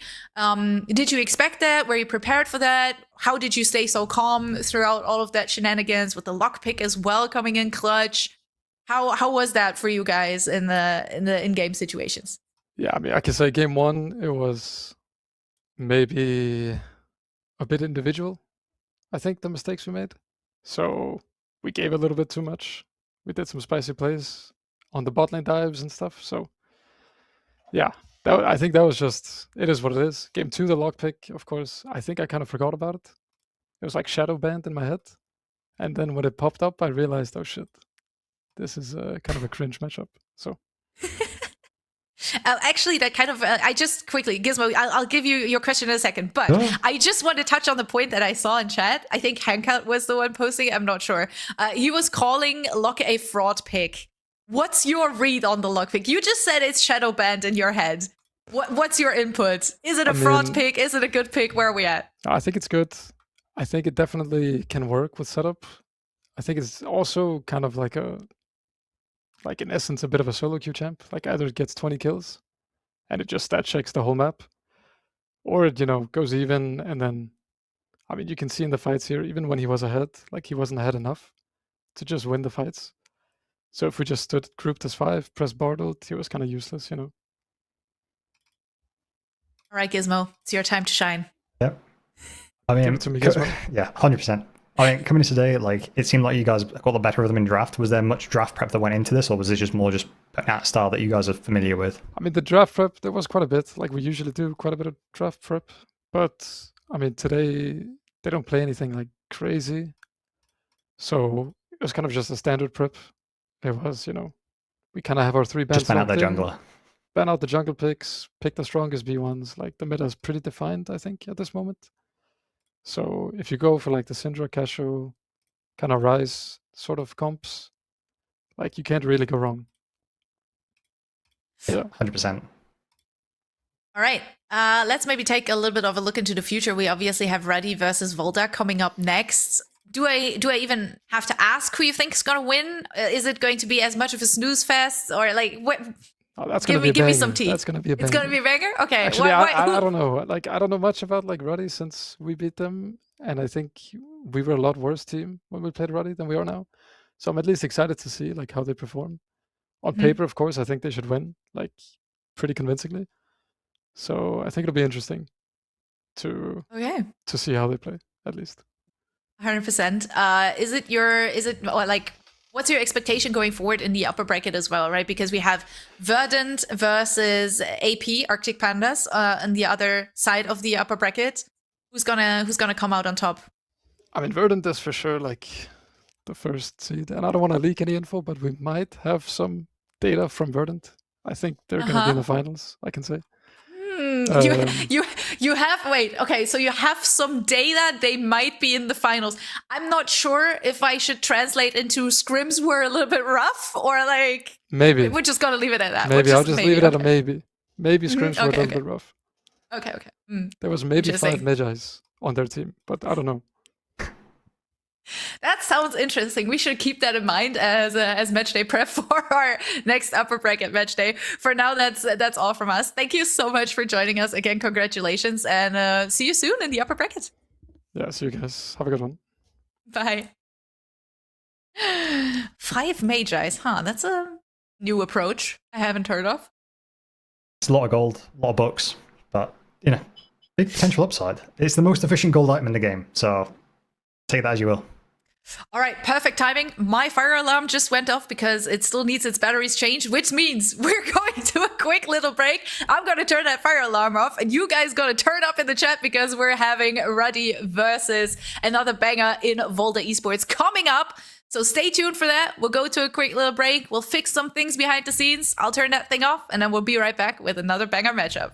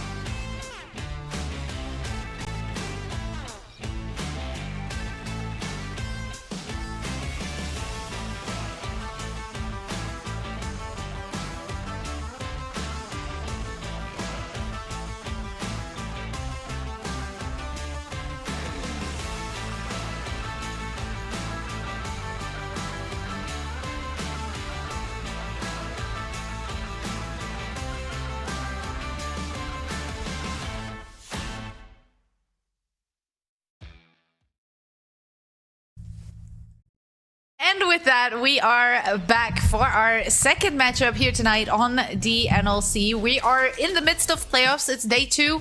We've just previously seen that Deer, as the massive favorites in that matchup, were able to make it through, and they will stay in the upper bracket. And now that brings us to our second series of the day, which is, of course, Ruddy facing off against Volta Esports. And this is a matchup that I am actually very excited about because someone can't hear me. That is great. My microphone apparently died. Hello? I have no idea if it's us or... Okay, my Discord audio seems to have died. Discord is having fun. Okay, it's a Discord issue. Anyways, I'll keep talking and figure out if I can resolve it. Here you go. Yep, fixed it. Now you hear me. Perfect. So thumbs are up. We're good. We can hear each other. That was Discord trolling me there for a second. I was just talking about us going into our second matchup, Volta versus Ruddy. And I'm actually excited for this one because it does have the potential for me, in my maybe delusional world, to go to 3 games if Volta lock in and Ruddy become a little bit overexcited. But let's look at these lineups. First, we have Ruddy coming in. We know them. We love them. They have brought in an entire team of beautiful people. Waiting for the graphic to come up. It's fine. Oh, there you go. Look, perfect timing. Things just go wrong. It's fun. Nothing could go wrong. But wait, that is not the right faces, but the right names. I'll take it. I take it. That's all I need. That's all I need. It's fun. It's fun. It's over. We're over the issues now, surely. So we can just talk about the players. Yeah, I think Ruddy, they've got a strong roster, right? We know that they're a strong roster. That they came as a pre-built roster into the split. Really strong, really dominant. They did falter against Deer, but we just seen Deer. They played a really great game in the last one, but the previous one they were a bit more up and down against Ruddy. So maybe the higher competitiveness of Ruddy sort of challenged them back and forth. But overall, I think you have some really strong members already. You have Robocop, who's sort of one in isolation a lot of the time that I've seen him play. Anno and Nano play really aggressive around that mid side, and a freebie will just basically pick his champs into anything. He's like, right, I like to play Callista, and I'll play it into anything. You guys can pick a counter, you guys can pick Ash, whatever. I'll play Callista still. Or Lock, and I think that's really just set the tone of how these guys play together, the trust to be able to play those picks. We haven't really seen many other ADCs really go for that off-meta style, or the Lock and the ADC role as much, so takes a lot of trust. And then Jerky just playing that roam style support previously, and I don't really expect that to stop, even though some of the nerfs have come through. I just expect very similar style from Ruddy. So yeah, really aggressive, really fast with the tempo. So very interesting team for sure. On the other hand, we do have Volta, one of our regional lineups that are joining us in the playoffs next to B2U, the only regional team that made it through, obviously coming through from Norway. And I think that is such an interesting team. I had the pleasure of watching them last week, and I felt like they were so confident in so many ways. And it kind of felt like there is a lot of playmaking potential there. Can't bring up the graphic right now, as you know, the production of shows like this, sometimes, there's a little bit of struggle in the background, but don't worry about it. You will see who is playing in a second anyways, as we can see the side selection coming through as well. I quickly want to talk about the junglers though, because you had a good point. Obviously, they've played the last match day with Moi, but Sugi Kamiel is also an option that is still there. Yeah, and they're 2 junglers with 2 very different styles. I think Moji is more of the standard, sort of your Wukongs, your Vi's, your sort of your standard junglers that you sort of see nowadays. Whereas I think, if we go over to the other jungler, you've got sort of that different style. You've got that, you've got Shyvana, you've got the Udyr, the Hecarim, the sort of wombo combo. And I feel like when they play with Surge, I think some of the stuff that they bring through is that sort of ult combo style and just sort of blow up individual members. I think maybe, after game 1, maybe when some of the more OPs are sort of taken away, maybe they'll bring in Surge and sort of unlock a little bit of something different, because I think already they are a very strong team of playing together, but I think that sometimes they get a little bit overconfident, and I think that bringing that sort of style where you just one-shot single members with Shyvana ultis and stuff laid over the top of it, could maybe catch out Ruddy a little bit more and playing standard into them. Yeah, 100%. I think it's going to be really exciting. We know that in the starting lineup, at least, there is Mui the setup for today. So let's see if they maybe want to swap it mid-series. So there's a little bit of a delay going on. Don't worry about it, guys. We will be in draft as soon as we can. We'll keep you updated on it all. But I think, yeah, for me, I want to say that, you know, junglers are very interesting. You've just mentioned the two options that we have on the side of Volda. Ano as well. Very proactive playstyle, likes the global ultimates, you know, plays a lot of Nocturne, plays a lot of the Pantheon. We could see the occasional Trundle coming through as well. So yeah, I'm really excited. I think in this series, a little bit more than maybe in the previous one, we are also looking at a more creative champion pool on the support position. Jerky obviously playing something like the Camille, like the Shen, pairs beautifully with the Nocturne if it was to stay open. On the side of Volda, there's just a lot of depth to Sundax's champion pool. Same thing goes for Valiant. Actually has only played 2 champions twice. The rest of them only once. Champion Ocean. Same thing for Nomi. So I feel like there is so much creativity coming through from Volda, and that's what I'm excited to see. Yeah, I feel like that sort of also spirals from the two jungles, right? They sort of pick different champs based on the jungler to try and match that. But I think Valiant as well, in the previous games, has had some amazing series. I think, you know, Cassiopeia play from Valiant was insane, actually flashing forwards over walls consistently to try and get those plays. And we saw in the last series how impactful a strong Cassiopeia can be. And they really did play as a team around that Cassiopeia pick previously. So I do expect that to sort of be prioritized early. Both of these players have sort of prioritized the Ori as well. We can see the Cassiopeia is now gone, so the Ori rises in priority, so maybe we'll see that picked up here. Especially with a more standard jungler for the side of Volda, maybe they'll pick that up early and then pair it with one of those standard picks. Oh, that Singed hover is sending shivers down my spine. Let's not do that, please. Let's not first pick Singed. That would be very far out of my personal comfort zone. Really not necessary. That's much better. Exactly what I want to see. Was banned in the last series. This series, the prio is here, and it is first pick worthy. We've talked about it a lot. Yeah, I think it's got like a 95% ban rate across the NLC or something ridiculous. So yeah, really good to see that picked up early. Obviously countered with the J4 Rumble. Obviously Syndra very good into J4 at stopping that's stopping the engage, but again you have to be watching for that. So yeah, really nice strong response there from Ruddy, and yeah, putting Robocop on a really strong aggressive pick in that top side of Rumble, who can also just not engage with the lanes if they want. I've seen time and time again him just ulting waves just because, you know, especially with like the Roman support meta, you can just ult the wave, get the XP and sort of just leave. So sort of like a really hard to punish pick in that top side as well. We do get a little bit of comfort coming through here for Muyu. We've talked about it. You know, his champion pool, very classic, along the lines of the Wukong, the Vi, the Xin Zhao. Wukong is it what they're going to take away for this game. And you know what? I like the Wukong Syndra comp. You could argue that Tristana can also go towards mid lane. I wouldn't be surprised. Funny enough, if I'm looking at my notes, neither Nomi nor Valiant have played Tristana before, so who knows where it's gonna go? It's really a big question mark. I do like the focus on the backline dive here on the side of Ruddy, though. You already have the hot pot comp in the likes of the Jarvan and the Rumble that layer very nicely. Then you have that backline access with the Yone, and I think you won't necessarily be able to target the Tristana, but something like the Syndra does have potential, maybe. Yeah, and I mean, I also like the AD threat in the mid as well, because it sort of opens up that AP pool on the bot side as well, especially when you pick that Rumble early on. So it means that you can sort of go into that lock or, you know, any of those other like mage heavy bot lanes. You know, you've got J4, maybe you go for a Zig, something down that sort of style. Obviously, we know that Victor's banned in this series, so we're not expecting that here. So sort of opens up some of that mage pick by picking that AD threat in that mid side. Obviously, we do think it's the Tristana in the bot side. However, Tristana could also, I mean, they've not been afraid of playing like AD in the top side, but I think Varus is more likely to pick for that if they're going to do it. But obviously with Rumble being picked as well, you can sort of outrange with the Tristana. I think that's more of a solo queue pick more than a competitive one, but just thought I'd air that. Poppy banned. Obviously saw a good Poppy performance coming through in that first series of the day.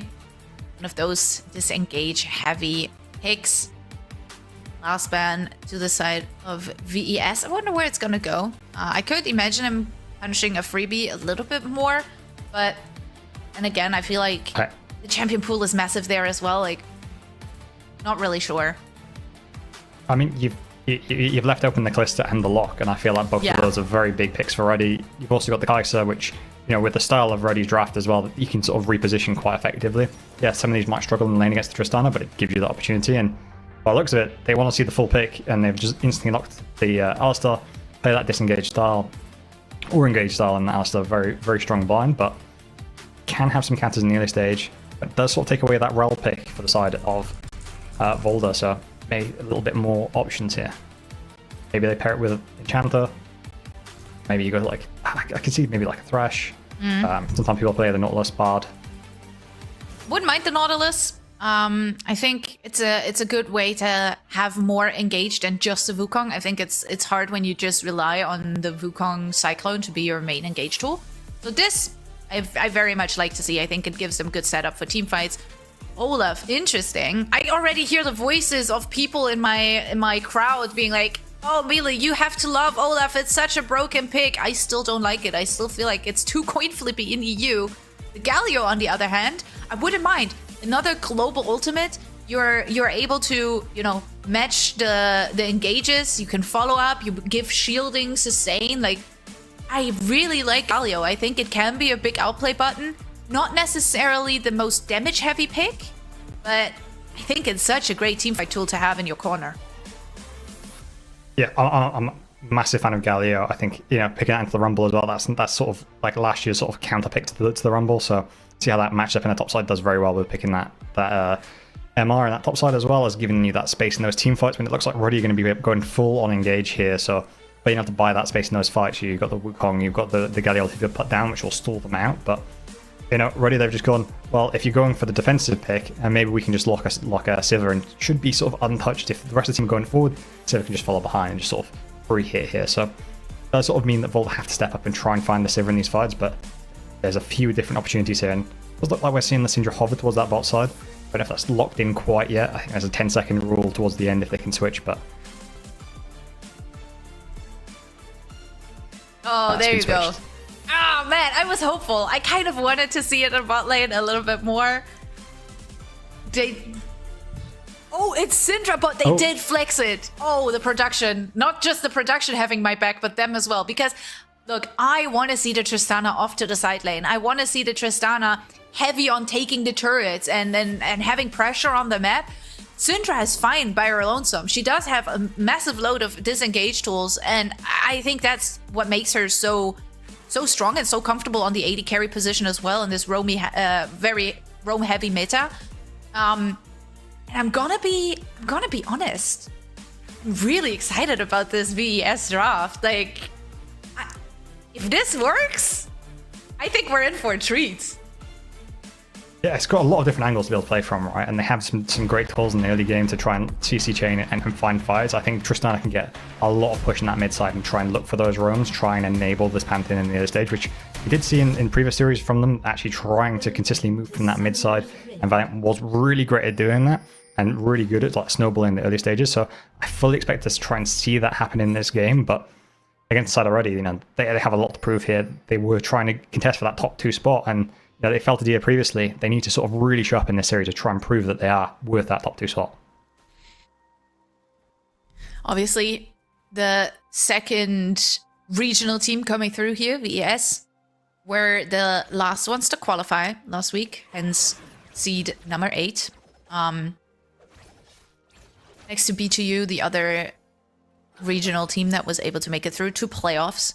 So I guess for me, that's also the underdog storyline that I'm looking at, right?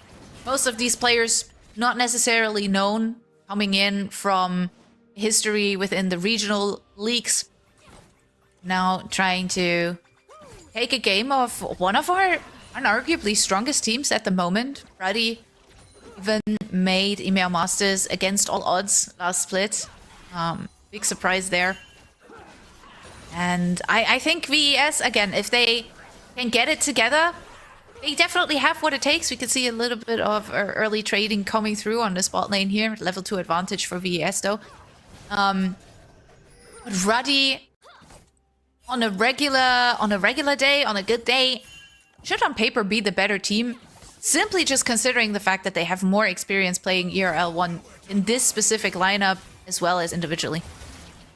Yeah, I mean, they've had a lot of time to play with each other as well, right? They've come from another region, built in a lot of built-in chemistry there, and you can see it in the trust. But Boulder don't seem to really feel like they're out of this game. You know, consistently picking aggressive picks, trading aggressive in the early stage. You can see in the bot side, they've punished this Alistair pick effectively in the early levels.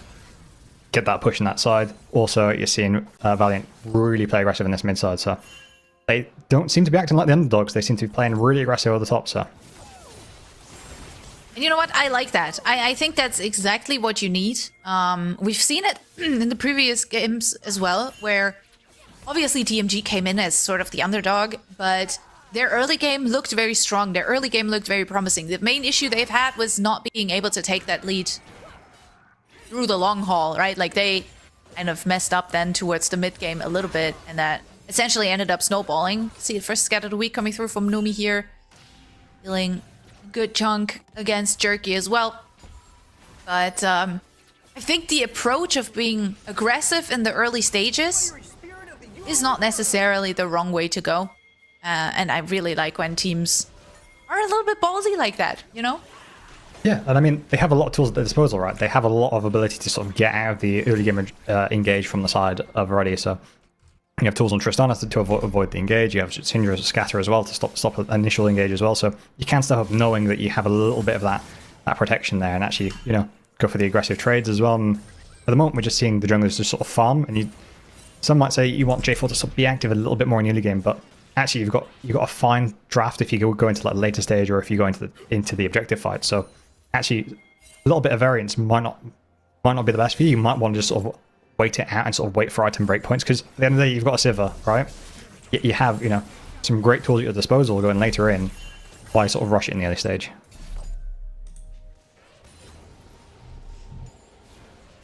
Robocop under a bit of pressure here with Sundex, moving in very heavily. The flashes are being used immediately, but there's first blood going over to Kritibu. Good taunt. Sundex barely able to walk away, but in the end, survives the turret damage with the heal coming in clutch. Yeah, and that's a massive wave from topside as well, so that'd be even better for the Galio there. They can ignite in the matchup as well, so yeah, Robocop will be able to TP you back, but then you still have that threat on that Galio in the, you know, they can't pick matchup. You know, they picked this Rumble early on to try and stabilize this lane. It's sort of known as that stable lane, and it going up there early, punishing that really great job from Boulder.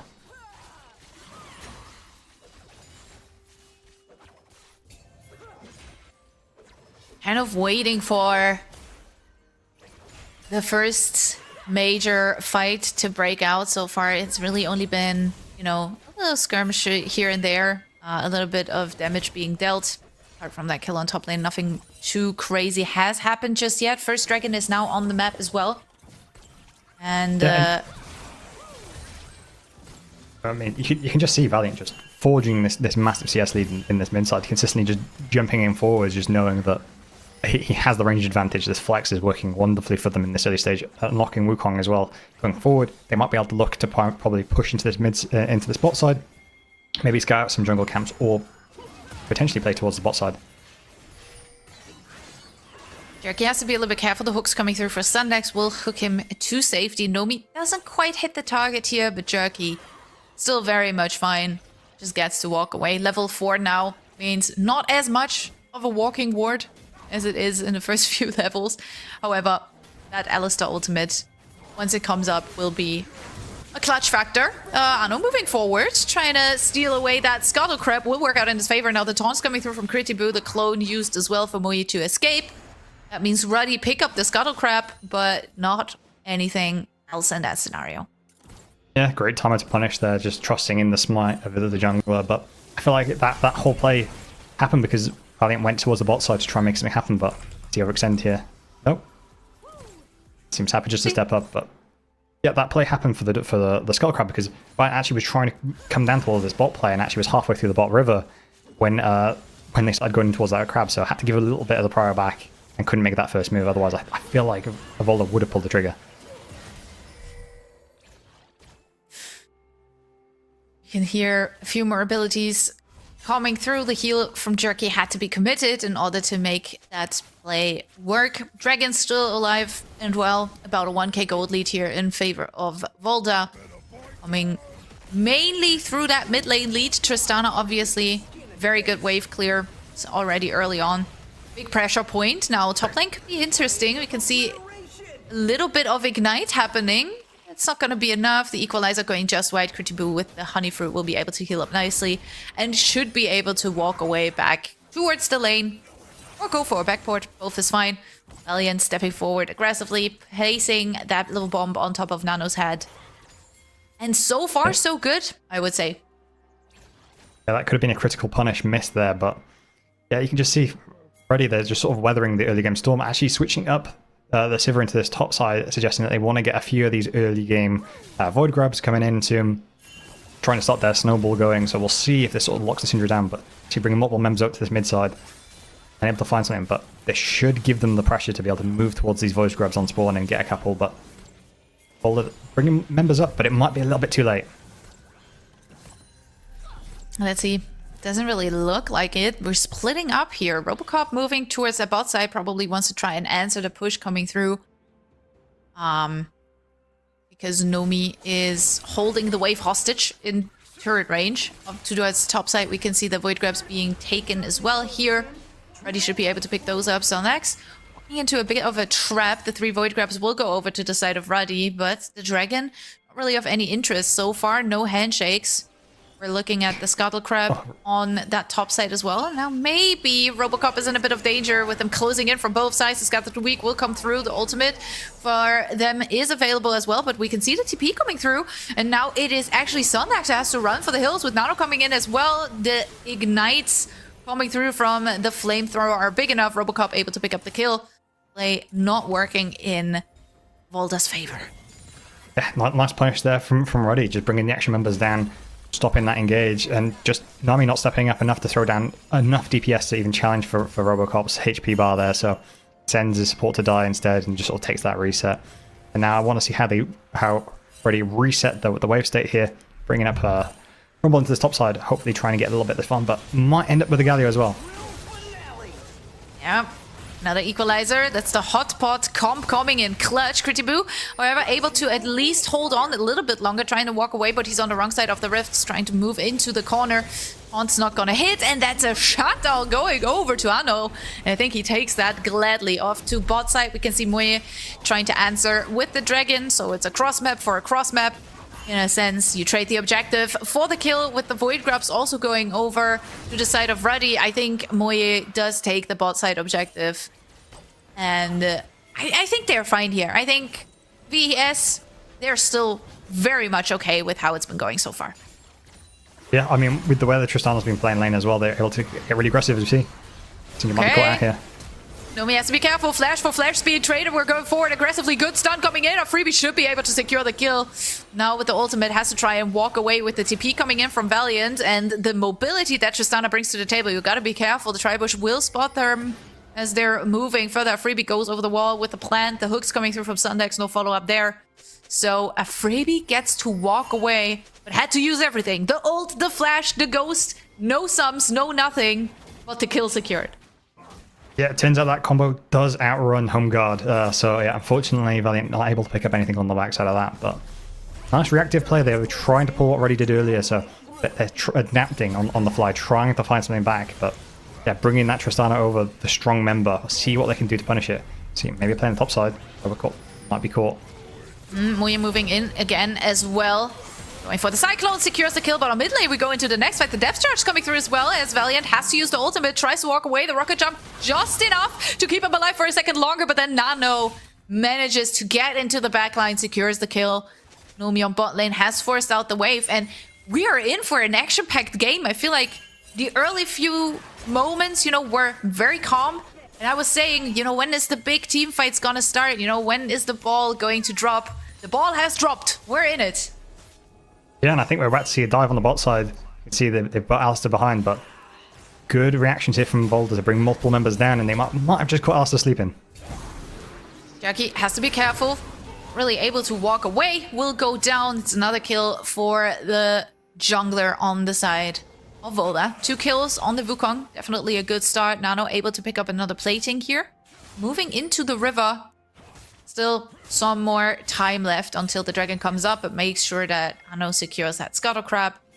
Now the pings are kind of coming through towards that bot side. They might be looking to punish Nomi. The backbot for Sundex will not go through. He actually reacts on time. Nomi picks up the plating. Now has to run for the hills. You can hear the ultimate from a freebie also being channeled. Nomi does not have the flash available. Will go down in the Cataclysm. Good layering there with Nano also coming through. And just a step over the wall. On mid lane, the Hex Flash is coming in from Jerky. Try to deny further access for Valiant. But Tristana still able to farm up a storm here.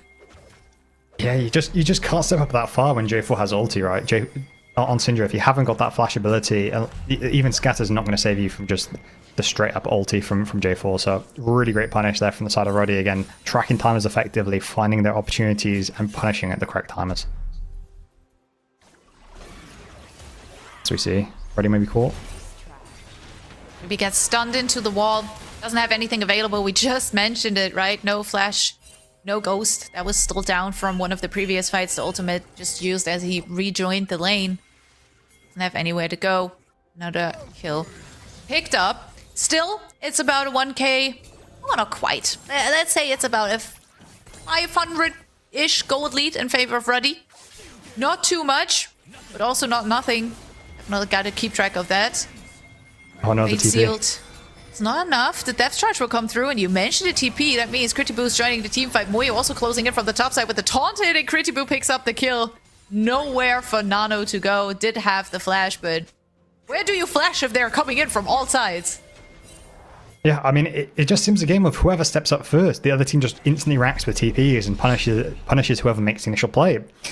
It's so hard to sort of judge where you can step up and overplay it. If you don't fully commit and you don't make it stick, all of a sudden you've got multiple members joining you after.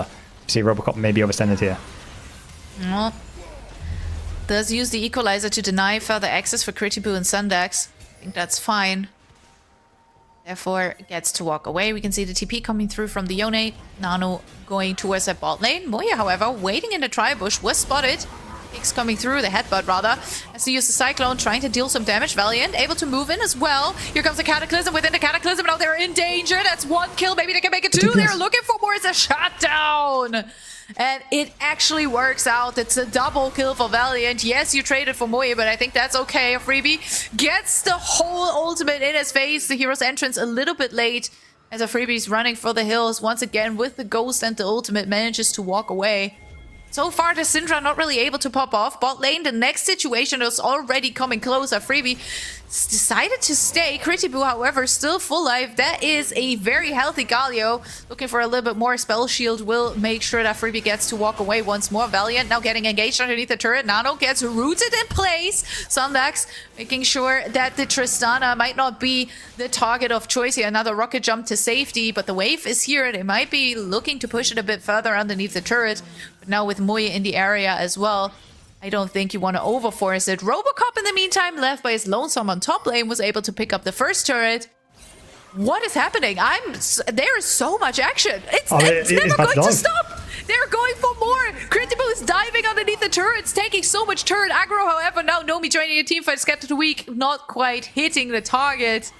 And now, please give me a second to breathe.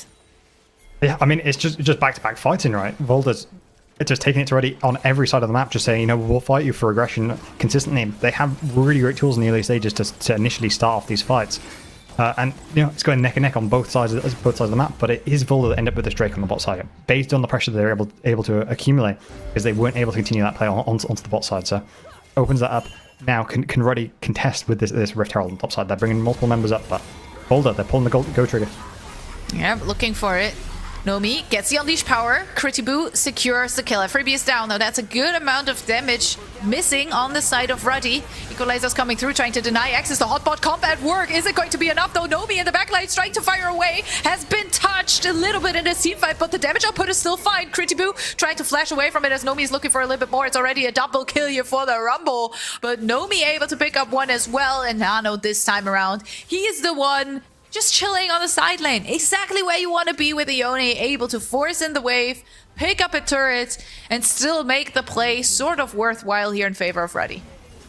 Yeah, it's just Voldo who pull the Go Trigger, instantly blow up two members of the side of Ruddy. Well, actually one. But then it's this over-aggression here from the side of Voldo, actually throwing down the ulti, continue to the play, and it's just Anna with the split decision making to go, you know what, actually we can ult here, we can keep this stack going, and yes, there's multiple low members, but nearly able to turn it around. But yeah, Voldo, just the consistent damage, just not enough people there because they'd already blown up the individual members. But yeah, it's just nail-biting stuff from the side of Voldo and Ruddy, just back and forth fighting, just picking any opportunity. As soon as those ultis are off cooldown, they're looking for something to fight. Nano might be in a little bit of a danger zone here with Sundex in the area, however, does have the reassurance through Jerky. Valiant in a bit of danger himself. Ultimate coming short. Good reaction there for Valiant with his own ultimate trying to buffer that. And just to walk away. Barely, but walks away. Yeah, and Voldo putting their resource into the bot side does open up this rift on the other side, so already cross-mapping on both sides, getting the better trade of it. But now this Yone is starting to get items, starting to get levels, and you can see already he might actually be unleashed on the side lane, able to trade consistently with the Tristana. If he's able to do that more and more often, he should be unlocked. So they bring multiple members down as well. You can see at the moment he's got the Alistair Shadow in him, can look for a fight, but Voldo, they're bringing 3 members down to try and deal with this Yone. Is it going to be enough? Mid lane turret also still standing, could be a potential target for a Herald play. We're looking at a dragon in about 2.5 minutes so far. Voldo have been able to pick up the first 2, so Ruddy definitely want to contest this. But we're stepping away from bot lane for a little bit. It's a weird 3v3 let's meet in river type situation. Valiant left alone here, but the rest of the team is closing in. Good hook coming through from Sundex as a fire starter here for the team fight. Jerky able to tank that though. Be fine to walk away. Now the ping's coming through towards that mid lane. Critibu getting attacked by both a Robocop as well as a freebie. I'm not sure it's going to be enough. Obviously Galio, relatively tanky, can hold on for quite a while, just tanking whatever's been thrown in their face. This guy pick does allow them to sort of step up here. It can throw the ulti down to try and join this fight with Dan early, but minute 30 on Drake. Let's see how they want to play it. The equalizer has already come through. We can see them stepping forward. Sundex has been picked up. Good catch here on the side of Ruddy. But that's still 1.5 minutes. Sundex will be up in time for the dragon. So it's not really anything that you can use in order to prep. It's definitely gold. It's definitely resources that you want to take. Moye's backport has been denied. Kind of puts him in a bit of an awkward spot timing-wise. Mid lane turret should fall here in favor of Ruddy as well. Opens up the map for them a little bit. And that now gives them the opportunity to just set up nicely and be on the first move when it comes to that dragon in about a minute. Yeah, definitely stops their resets ready for this dragon, so the vision line won't be set up in time. So this could be great for already being able to, you can already see their tools at their disposal. They've already put down entry boards down, so they should be able to mark that going in and sort of punish the side of Voldo for stepping up. But getting this push in this mid lane means that they can reset now, get a couple items on them and sort of mark that. And in the other side of Voldo, they've actually cleared up the top side, taking resets now, so they are going to be very late for the break. So if they want to contest, they have to sort of enter through mid, is going to be my guess. So they're going to have to bring multiple members there, and they have to rotate the Galio down over, because the Galio's not there for the rest of the combo. There will be a side already that will be able to play through them onto the Tristana. You can see both of these top laners do have their respective TPs available. Robocop even waiting a little bit longer on that top side, while Scritchy is already on the way into the river. Scatter the Weak coming through, good stun. We'll make sure Nano doesn't get the backline access, even has to use the ultimate defensively. Now that's not ideal. Here comes the hero's entrance. We're already in a cataclysm. Herald has been spawned as well. They try to use it as a battle herald, but it's VES coming out on top, at least for the moment here. Nomi has to be a little bit careful. The equalizer coming in clutch, trying to deny further access here, but it's a double kill already for the jungler. Shutdown coming through, off to the side. Nomi now getting attacked. Scatter the Weak will come in, but it's not gonna be enough. A freebie still alive, and it looked so good for VES there for a second. It seemed like they were able to play it. Moe able to pick up these kills, still alive. Maybe there's still a miracle steal, and the cards were going in, but it's not gonna be enough. Moe will fall. The dragon will go over to Ruddy, and they can now set their sights towards the top side if they want to. The pings are coming through. The Herald is still mid lane, but they decide to retreat instead. They want to play it safe. Don't give any more room to breathe for VES.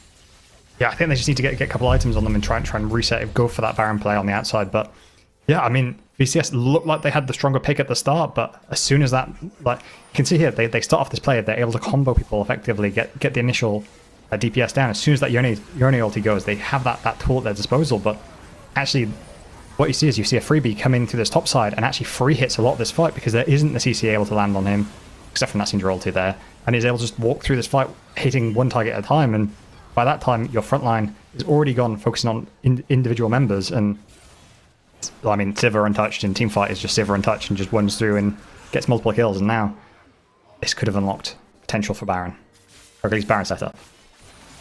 They got so awkwardly split up in that, right? Nomi obviously taking a big chunk off of his health bar in that early stages of the fight, had to walk to the side, got split up from the rest of the team, wasn't really able to bring in that much impact.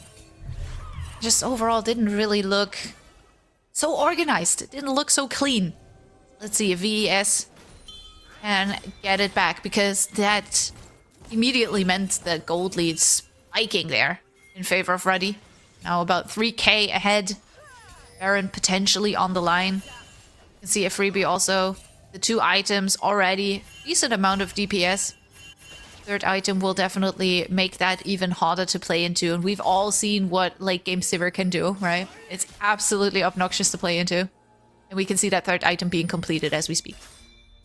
Yeah, and you're going to have to start addressing the lane assignments here for the side of Volder, because you can't keep sending the Galio into Yone, because he will just run away with it. So you have to start matching with Tristana, which is just, it feels rough, but it's the only one who can actually deal with the wave states. And might see Ruddy find an angle here. They have the flank. It was a good try there with the hook, trying to deny the access here for Ruddy, but the hero's entrance coming in a little bit late. Nomi has already fallen for you, however, going forward. They find a shot down against a freebie. Now the damage output is gone once again. We hear the death charge coming through as well. See Cataclysm, but Nano stepping in, finds another one. Sundex now split up from the rest, and we can see the ultimates are channeled, but it's not going to do too much here. Ruddy just running away with it. They just seem to be better organized. They just layer it so nicely. Following up on the Cataclysm with Nano just stepping in, stepping out. And you think, you know, catching a freebie, that's like a good start. But it's just not enough. And there's so much carry potential. 6 kills on the Rumble. 4-11 the scoreline for Nano has been everywhere in this game so far. And Nano, you've just mentioned it. So hard to play into on the side lanes. And such a massive factor now in team fights as well. Yeah, and Anno consistently, time after time, is landing these massive ultis, which just sets up Robocop with a free ulti on multiple members. And at that point, movement abilities from the side of Volder have gone. You know, Tristana doesn't have Rocket Jump, or Galio isn't flashing out of that. So all of a sudden, you have the ability to play onto them, and they are just taking massive amount of DPS locked in a cage, which means Yone can land easily. You have so many abilities at your disposal to pump out DPS. It just makes it so hard for Volder to get the kills. So they have to really stop Anno getting in these fights to land that massive combo. And yeah, at the moment it's just Ruddy running away with the game. Absolutely, you gotta come up with a solution sooner rather than later. I still feel like you have some good tools, Valiant. Even going forward with the rocket jump. Does have good DPS, does have good wave clear. I feel like Tristana for me is still like factor of hope, I want to say. Yeah, but they're bringing multiple members up to try and get their shutdown, but they might lose a bit of their base in return. You know, you have 3 members for the side of Ruddy on this bot side. If you can't reset in time, they could be at your inhib tower in time. And we saw this in the last game. Oh, Nano's even going forward. They want to play it aggressively. He finds the kill against Valiant. And now with the Cyclone and the Death Charge, that will be a kill for a kill. But at what cost? You've just mentioned it. We're pushing towards that bot side here on the side of Ruddy. They're looking for at least a turret in mid lane, maybe even more on the bot lane as well. The Scats of the Week denied a little bit of further access here for Ruddy on bot lane. But the mid lane turret has already fallen. We can see Robocop bringing in another wave, playing a bit of guard the cannon minion. Now the Cataclysm coming through as well. But Nomi has to flash away from that. No sums, but it's a shutdown as we go into a game pause. It is always very sus. That looked like Robo disconnected. I'll be honest. He has flash and he's just stood still, auto-attacking the tower. I feel like he's disconnected, so that could be interesting. But yeah, you can see they've overextended on that top play, trying to chase Nano, but actually trading 1-for-1, they lose one of their major wave pushing potentials, and then all of a sudden they've already taken, I think, 2 towers, maybe 3 towers on the bot side and mid as well to try and punish. So really hard to keep up with the macro decisions here from Volder, because I mean there isn't much, you know. And meanwhile you've got the side of Robocop who's just pushing through the mid side, able to ult multiple ways, but looks like we're unpaused. You can see the taunt coming through. Jerky in a bit of danger, trying to go forward aggressively. Moye might be the target for that, as we've already seen the big shutdown coming through. Nomi was able to pick that one up. Nano is down. It's another shutdown in the bags here. They get onto Critibu now off to the side. Nomi's being targeted. The team fight again got split up. It's a double kill for Freebie. Valiant now respawned. Is that going to be enough though? Does have the wave clear. Will try to hold on as much as possible, but with that Freebie being essentially untouched the entire time, the health bar is looking good. Nano also respawned, now TP'd into the mid lane, and they still have a little bit of Baron buff left. The turrets are being destroyed, but the pings are clear. We're retreating, we're looking towards Dragon, and that's what Ruddy should do. Set up for Drake, maybe even try to pick it up. You do still have a freebie, you do still have Nano on the map, but they decide to go for the backports instead. Yeah, slight delay of resets there just in case, but yeah, Freebie free hitting in that fight, and I mean, those boots doing so much to help him heal and sustain through that fight, and flashing forward even to get multiple kills. Very, very lucky not to even pick up the Galio on the backside as well. So yeah, really strong for team fight from Ruddy, and you can see they have to land their combo onto a freebie at the moment, and yeah, they're able to take down Robocop, but it's not enough for the side of Volder to actually make a lasting impact in this team fight. Might be able to catch Robocop again. He has flash this time, but Depth charge coming through. Isn't thrown into the air. A 1v3 situation, not much he can do. Nowhere out, nowhere to go. Flash doesn't really matter in that scenario. It's another pickup for Volda. And the gold lead is still fine, right? Ruddy is still 6k gold ahead. They are still in a very, very comfortable spot. They were able to pick up the dragon. You know, it's all good for Volda. It's all good for Ruddy. But Volda, I like seeing that they are not giving up, right? They are still trying to be as aggressive as they can possibly be about this, even if that means neglecting a side lane here and there. I like that they are looking for solutions.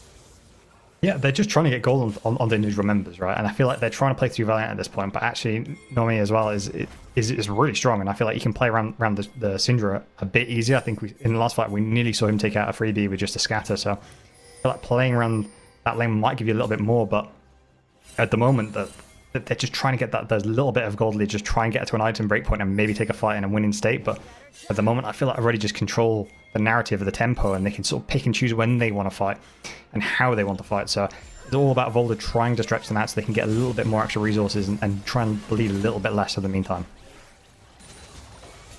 It's so hard. It's kind of like Sivir wave clear versus Tristana wave clear. Who's faster? Who got more DPS? It's such a hard way to handle all the force that Ruddy bring to the table right now. You gotta focus on a freebie, but you can't lose sight of Nano. And Ano has been everywhere. We've mentioned it before. See the Equalizer coming in, dealing a good amount of damage here. Nomi already ticking down a little bit. That denies access to the turret, which means Ruddy will be able to pick up another one. As the turret goes down, here goes Nano straight to the backline. He finds a good pick.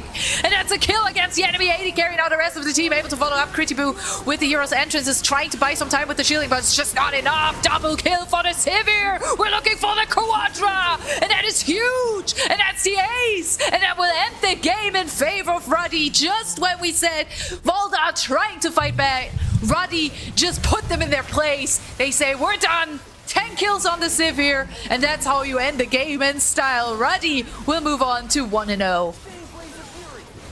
Yeah, Ruddy just pushing the go buttons, going, you know what, actually, this is our time, this is our fight, we're going to take it and end the game just on that one play. Instantly comboing multiple different tools at their disposal, blowing up individual members. They knew what they needed to do, and to be honest, it was just a matter of time. They were so far ahead, their comp was excellently playing together, and yeah, it's just flawlessly executed towards the end. Yeah, definitely. And I think Ruddy, look, as much as in last game, I feel like Ruddy were expected to win this, right? We've talked about it in the Deer series. There is a clear favorite coming in. We're talking about 2nd and 3rd seed versus 7th and 8th seed. So it's like pretty clear where we would say the odds are. But once again, I like that we have a team on our hands that is fighting very strongly in early game. It is a little bit of a repeat of the history that we saw in the previous series, but it gives me hope. And you know, this series, even more than in the first one, I do believe there is a chance at us going for the 3 games. So let's see if Volta can make it work. They had some great tools. They had some good inputs. So let's see what they can take from this game, bring it into the next game and improve a little bit. We'll check that out, but we'll toss it to a quick break beforehand.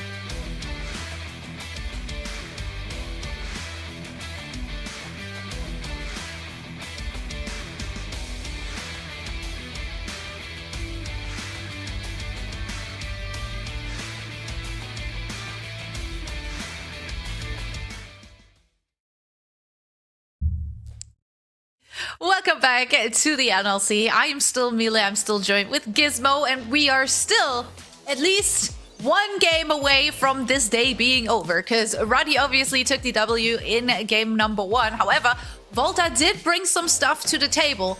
What would you say are positive things that Volta was able to come up with in this first game? What should they keep doing, and what should they change? They did really good in the early game, right? Trading aggressively for wave prior and stuff like that. I just feel like what they didn't do is actually make anything of that. They didn't really pick the fights at the right times to actually get the advantage and snowball effectively on it. Like, I feel like Valiant had like a really strong early game, like really super aggressive into Nano, punishing the Yon for even stepping up, and then they sort of just moved off of that. And they had some really great fights in the early stages, but it was then just sort of overplaying it, sort of waiting for the rest of the combo, because you can see even here, like, I know able to throw down afterwards, get this ulti, and this is sort of where the downfall started, really. Like, even though Volta come out on top of this, you can see the DPS that's thrown down from the side of Ruddy. You're able to get away with this in the early game, but in like 2 minutes time, 4 minutes time, that combo does even more damage. So it sort of just shows like the sort of precursor to what we saw later on in those fights. And you know, they were able to check effectively like more bush control and everything else with their comp, but also just punish individual members' mistakes. Like, they're constantly taking a pick before the fights and then looking to trade, and it just gave a lot of like early game advantages. I feel like they kept having to sell up their support for some of the early game engages, and it just never really went their way. Yeah, definitely, I can see that. I'm kind of starting to wonder, from, you know, having seen the first series of the day as well, what is it that makes it so hard for teams to take that early game lead and actually develop it into something that is more long lasting? Because you just mentioned, you know, you get overly excited. We've seen the same thing happening in the first series for DMG, right? They played a decent early game, then got overly excited in team fights, overforced it, and got punished for it. And essentially, I think this is a point where, you know, Ruddy also, they just outscale damage wise, not only on the Sivir but across the board. But how is it so hard for teams or even individuals to, you know, make that lead last? I wonder. Yeah, it's one of those things of like, if you're picking a champ for like lane advantage and stuff like that, it's then taking that into the team fight later on. And if a team's drafted for team fight or has sort of combos that work together really effectively, it can sort of overcome a lot of that early game gold. And we sort of saw it in this game where, you know, though they didn't get a lot of the early game on Radiant, and that was back and forth at times, their combo of that J4 Rumble did a lot of work covering that mid game. And at that point, then the Sivir just sort of got untouched and ran through the rest of the fight. So it was like, yes, they were making like quick plays trying to make stuff happen, but they weren't able to sort of outlive that combo even afterwards, because, you know, that J4 ulti is going to stay there for ages, and the Rumble ulti is going to burn you and take, you know, 75% of your HP. By the time that's finished, Sivir's just going to mop you up. So you have to land that CC chain on them, which just didn't really happen going later on, and that combo was still there. So you sort of have to take your aggression and sort of understand, right, if we got that early game lead on this champ, how can we play around that in the comp? Where does it fit into our comp? If it's not the right place to put that lead, maybe readjust in draft.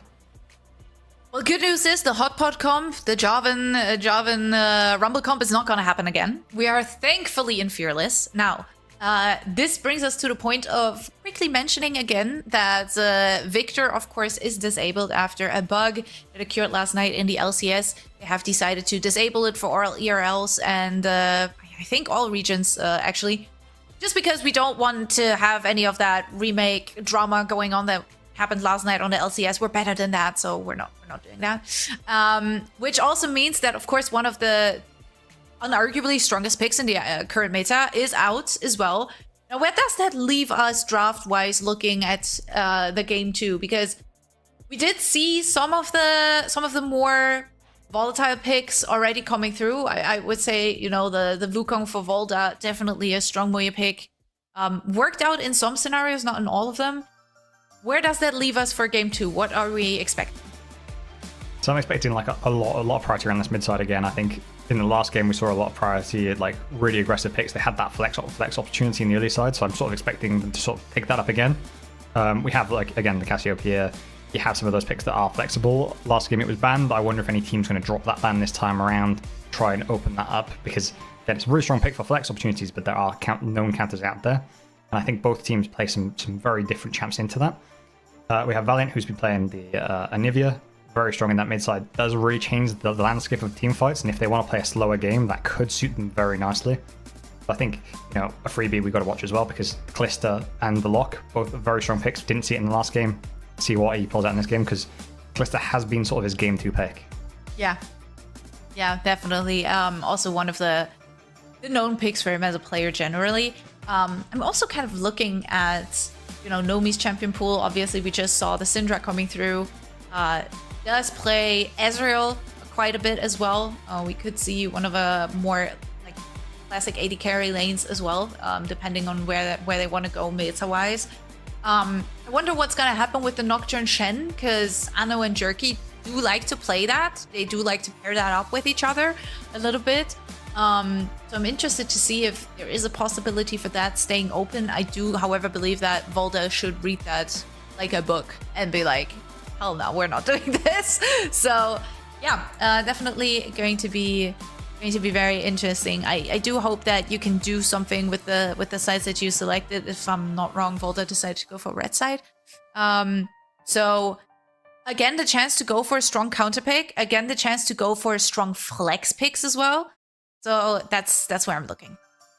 Yeah, I think Reddy's flex pick last time did a lot of the heavy lifting in their early stage, just sort of really cemented them. And I think yes, sorry, was it Volta? Volta that did the flex. It sort of did a lot in that early game just to sort of set up those lane states, but actually Reddy came back into it pretty fine after that. They just had to weather the storm of the early stage. So maybe I'd like to see them try and throw down the gauntlet again on Reddy, just sort of go, what, we don't really mind the matchups, we're just going to play the champs we feel like, because we know that they've done that previously with, again, a freebie with some of his picks, but also, I know Robocop, he's got quite a vast champion pool as well, and is arguably one of the strongest top lanes I've seen so far, so I sort of expect him to throw down the gauntlet again, especially against someone who's got such a wide champion pool as well. We do see the Nocturne ban coming through. Makes sense, right? Apart from the fact that it's Anno's by far most played champion, I think you gotta respect the fact that it's so strong in the current meta and that it brings so many tools to the table with the Orianna comp, with the Shen comp. There's just too many factors that you gotta be aware of once it's picked, so let's not go there. Rek'Sai, on the other hand, as well as the Swain being banned, no ginormous surprises there. Rek'Sai, to me, a tiny bit surprising, considering that it hasn't really been played that much. It does bring some good tools, and that's obviously also a type of solo queue / comfort pick read that doesn't reflect in what has been played in the league before. Yeah, I think it's risen in prior a bit in solo queue recently, so I can see why they're sort of covering that off. It does give you some different angles, also that sort of untargetable ability as well is quite useful for dives and stuff like that. We've seen both these teams sort of pushing the tempo, making these set plays happen around the bot side, so that sort of getting rid of that tool can open up a lot of opportunities here. I do sort of expect Reddy to maybe pick up the Trundle again. Played it in previous series, but I feel like considering how much skirmishing we're seeing going on, I feel like it fits quite nicely into that narrative. And if they pick up with a good strong mid laner like Anna plays a lot of aggression, or you just pick Lee Sin. I mean, look, I don't mind a Lee Sin. I wanted it to see the first series of the day. I never got to, so I'm happy we're getting it now. The answer is going to be a Skarner potentially. We saw that one coming through as well in our previous series. I don't hate it. I do like that we swapped the jungle meta back to, the tankier picks being a potential as well. I do like having the carry heavy plays or the carry heavy picks as well. But a little tank here and there doesn't hurt.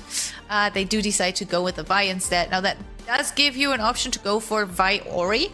Wouldn't mind that. Again, I think Orianna definitely one of Valiant's stronger picks. Also one of the few he's played several times. Now if this TK gets locked in, I'm telling you it's going to go to Nomi. Because no one else wants to touch that frog. It's not a frog. It's, what is it? It's I don't know what the fish is called in English actually.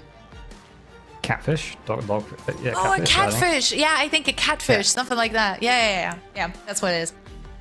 I think if I'm not mistaken, I think I saw VCS play Tamkench Senna previously, so I can sort of see that going in, and it also sort of gets rid of the Roddy sort of protection, because sometimes they've been playing Calista Tamkench, so sort of removing that safety net, especially when you have the Vi as well, so it sort of stops that engage. But has sort of opened up the Xayah Rakan, which again, a great peel champ, just press R, sort of stops that engage as well, and also gives you different chances to play multiple different ways of lane. Yeah, it's going to be the second time Kench. God bless. I got scared for the Yuumi hover there for a second. I have had a few Yuumis coming through on Prime League as of lately. Classic Zeri Yuumi lanes. Suddenly a trend again. It works fine, but I prefer other picks. Okay, so not mad about not seeing the cat. Yeah, it's Yuumi Garen. Like clearly that's the better bot lane. You know that's what they should have picked. But yeah. Anyway, so we got Senna Tam Kench. We'll see the removal of a few of the assassins, I'm going to assume. Take away the Akali, really strong in the current meta, but again, we've not really seen any of the mid picks picked up here, so we'll see that pool diluted a bit further. I would like to see maybe the Anivia go, just because I feel like it's a really good tool to stop a lot of the engage on either side, really, but you know, we need a really strong aggressive mid for Ready as well to match this Lee Sin in the early stage. All right. Let's see, Akali being banned, Anivia being banned. We're definitely looking to punish mid lane here a little bit.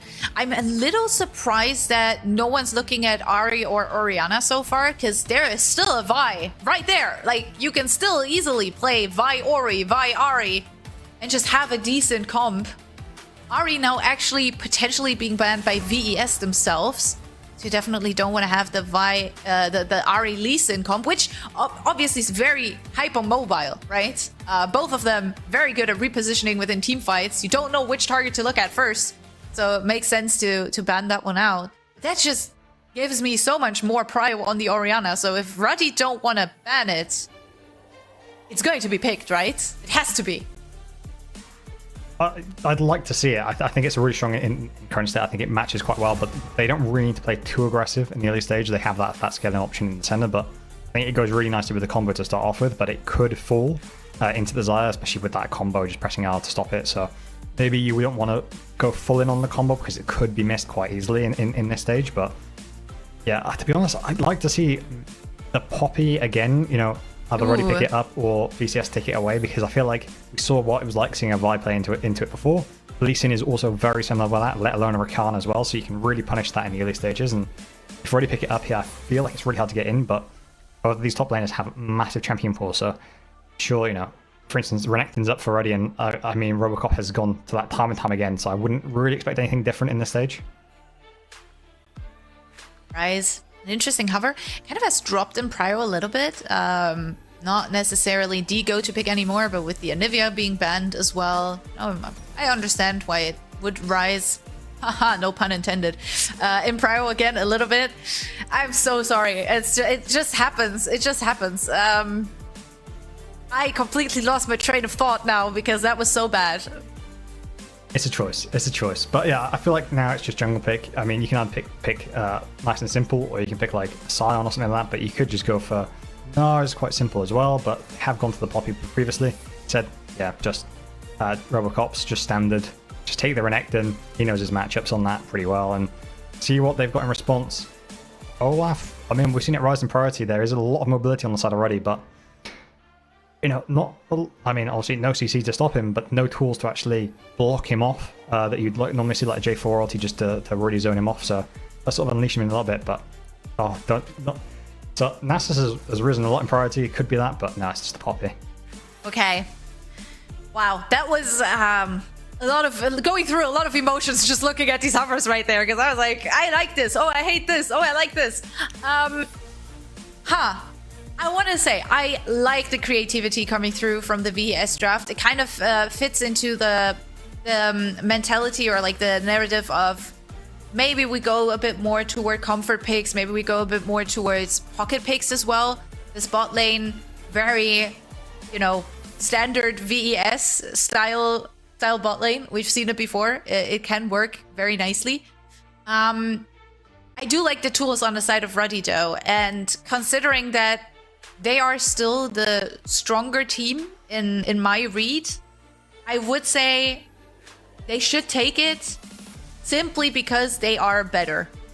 You know what I mean? Like, it's hard for me to turn the nameplates off right now. Yeah, I mean, Ruddy did show us in the last game that they could handle a gold lead quite well, but I feel like their early game they did falter a little bit.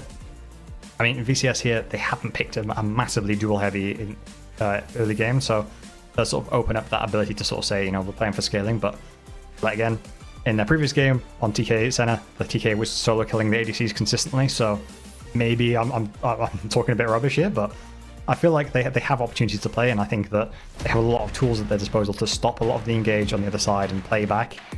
Whether or not they can do that against Roddy, who is a team who've played together a lot, have multiple different angles to play through, they have a lot of skill and potential on their team. It's definitely an uphill battle for them. I love how we kind of swapped sides there a little bit, right? Because previously I was like, I can see this going to 3 games. And now this time, like this draft, I'm like, I'm not sure about it actually. Last game didn't quite go as I wanted it to go. And now you're like, no, I think this draft maybe potentially. I think it's very interesting. Let's see how it's gonna go. We obviously got a cute little highlight of Nomi's skin choice there as well. There is cute Tahm Kench skins. You wouldn't believe it. There is ways to make the champion look cute. Crazy times. So, I mean, his basic skin's great enough anyway.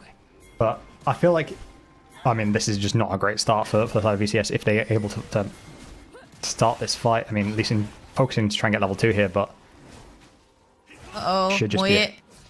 In danger. And this is exactly the scenario you don't want on Vi, right? These early invades make your life a living hell. Not only do you lose tempo when it comes to a jungle clear, but denying resources from Vi can have a long-term impact.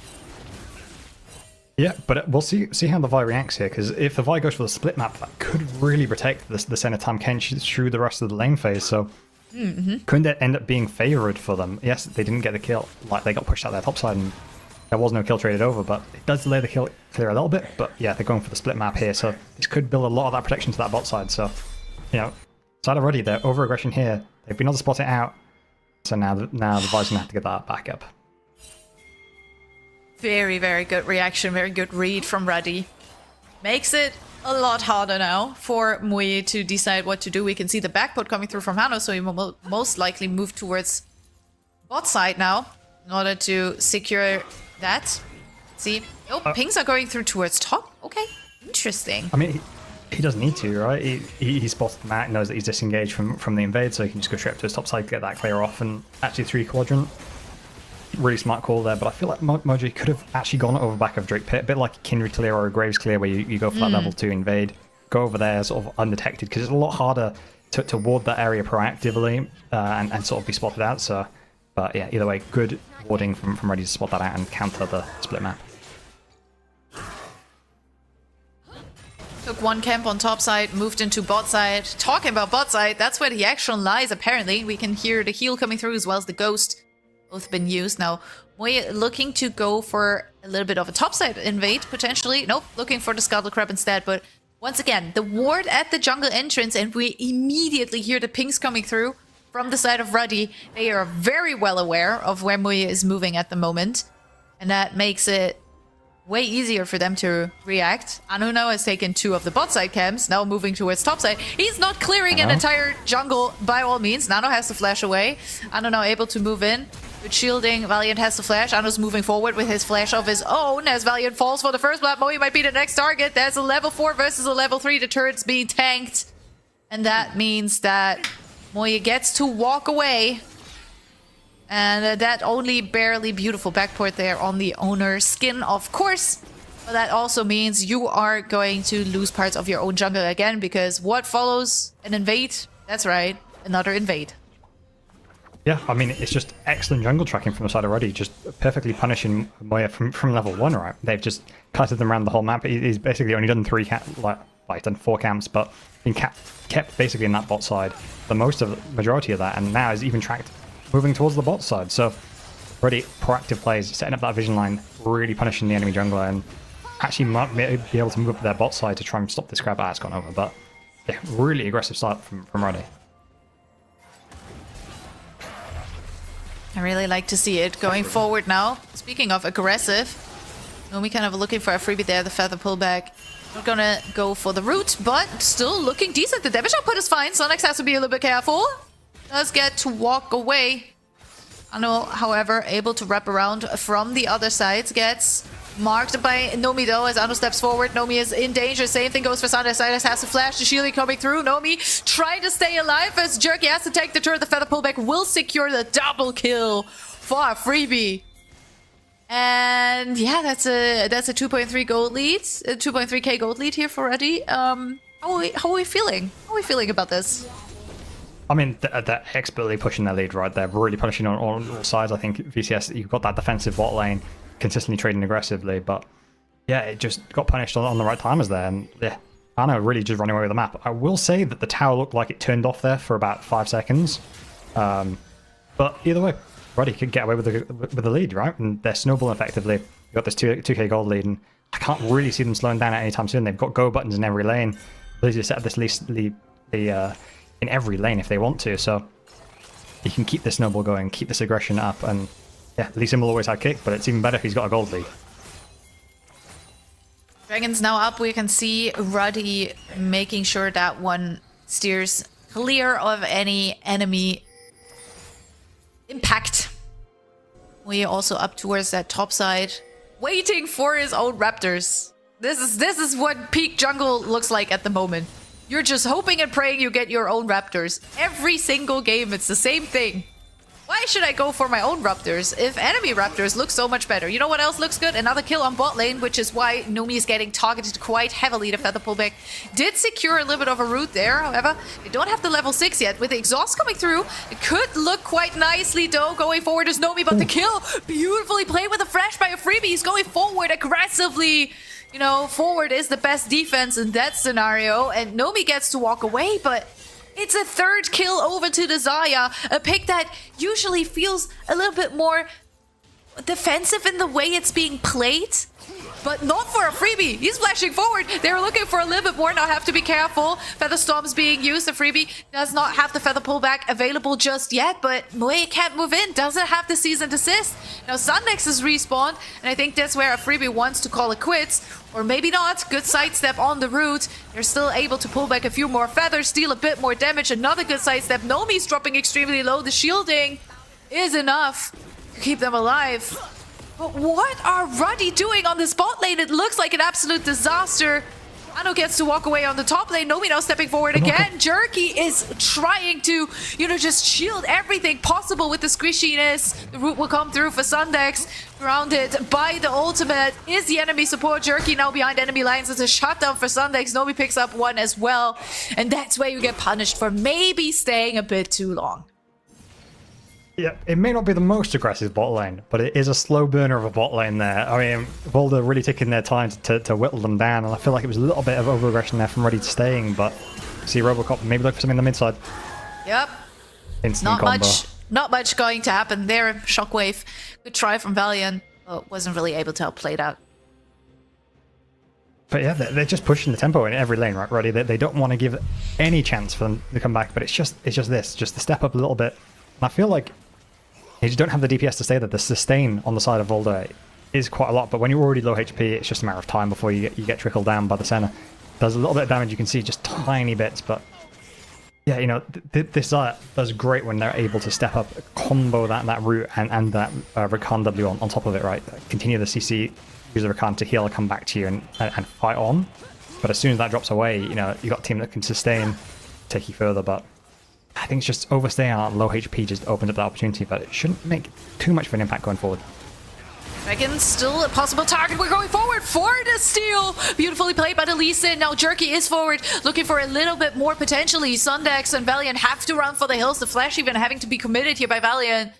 Moya also had to commit the flash. Disaster for VS. They weren't able to pick up the dragon and they lost so many sums along the way.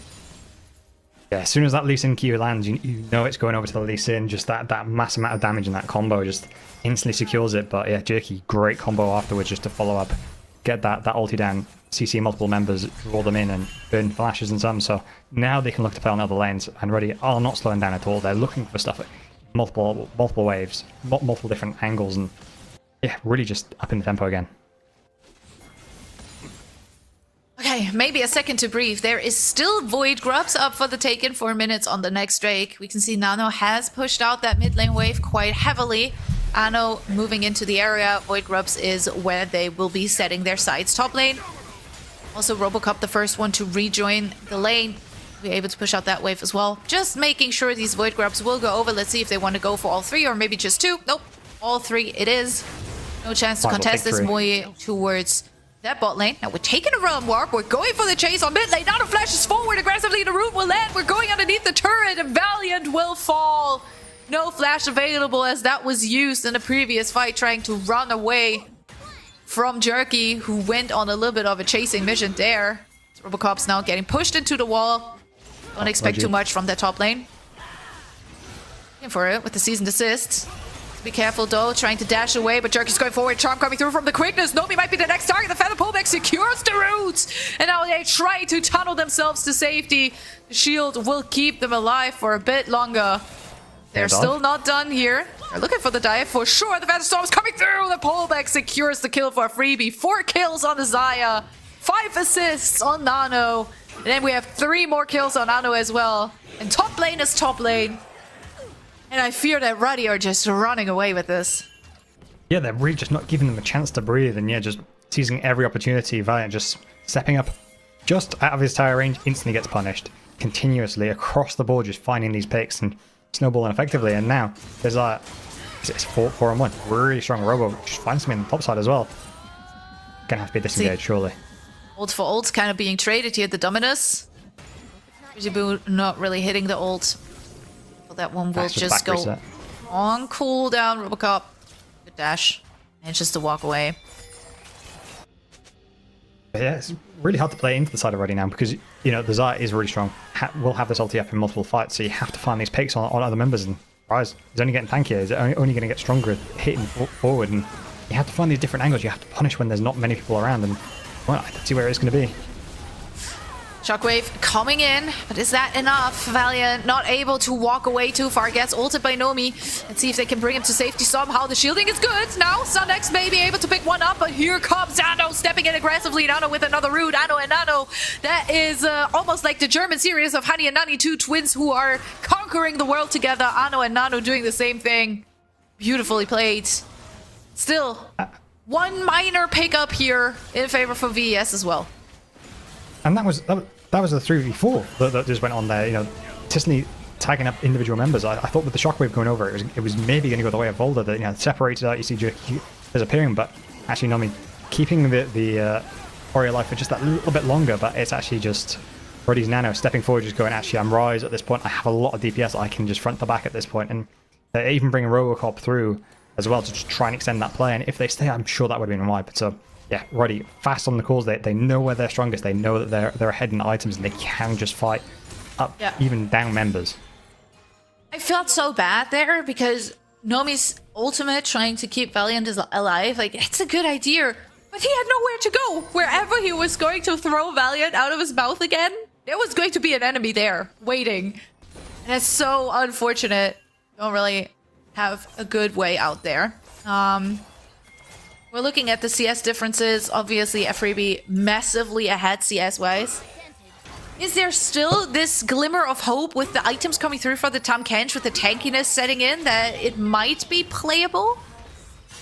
I mean, it makes him a lot stronger to have that, but I think you have to try and get a few shutdowns on him to actually bring him back into the game. And you can see, even on Robo here, it takes so much damage, so many tools to actually take him down. And yeah, it's just going to burn flash for it. And in fact, you can probably even stay if you wanted to, but decided to take this reset. But in the meantime, you're giving up mid wave, you're giving up bot wave. And, you know, it doesn't really get any gold. It doesn't really get any closer to actually challenging later on. So they bring a TP over down, and he can now look to fight, and he's brought up extra members here. So just be another kill inside of Ruddy. I feel like it's last game all over again, right? Because VES, they were looking for the plays. They were looking for the overloads. They were trying to get these catches, but always at the cost of abandoning the rest of the map. You know, always losing out on side lanes. So I feel like it's the same story here all over again. Valiant now in danger. Could be the target of a little dive here with the quickness coming through. The charm will hit Robocop. Of course, doesn't have the ultimate available. Doesn't really need it though. Jerky running away from the turret aggro will be able to stay alive. Valiant a little bit more mobile than expected. Robocop now might be in a bit of a dangerous position here. Stepping forward, but it's a shot down for Valiant. You know what? We take it! Off to the other side of the map though. Pressure is on for Ruddy as well, as Kritibu has to run for the hills. And we're taking a little look at the gold here. Yeah, definitely just a little bit of an overplay from Ruddy, but they're definitely feeling like they can fight basically anyone at this point. But just a little bit of overstepping in there. But either way, it just shows they're really strong. They're happy to take these fights. And in the last game, those fights were going 50-50. This time, they've drafted a little bit more early game aggression with like the Lee Sin and the Renekton. And in fact, are throwing down consistently for these fights. Herald up and available as well. We can see the 3 Void Grubs is at work. Obviously, something we talk about a lot is the fact that Void Grubs work perfectly fine when you're playing from ahead. You know, if you get the opportunity to actually hit those turrets. Oh, Void Grubs, they feel great. If you don't actually get to hit turrets, Void Grubs feel pretty useless. For Ruddy right now, Void Grubs feel... Oh, they must feel so happy and hyped about that. They get to hit turrets on every single lane. More resources also going over to a freebie. He's able to pick up that turret on top side. Rift Herald now going over as well. Robocop.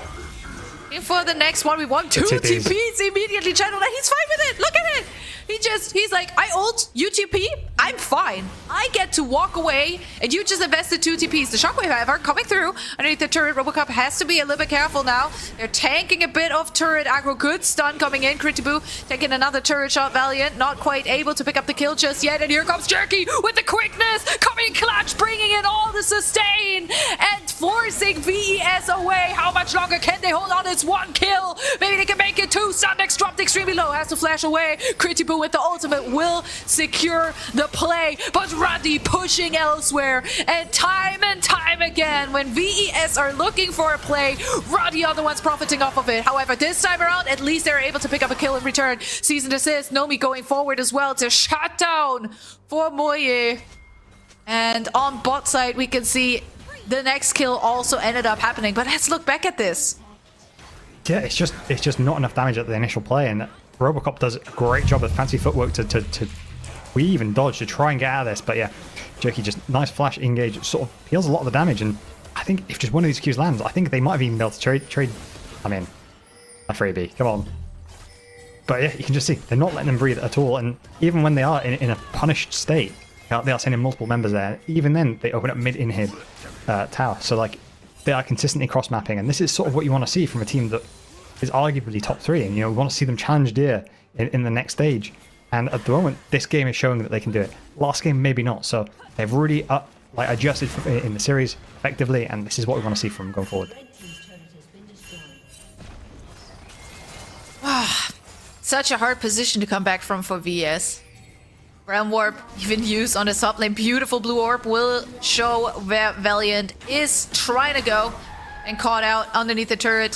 Shockwave once again not in his favor. And I'm starting to understand why the prio on the Orianna might not be that big, because, you know, that hasn't been working out too well.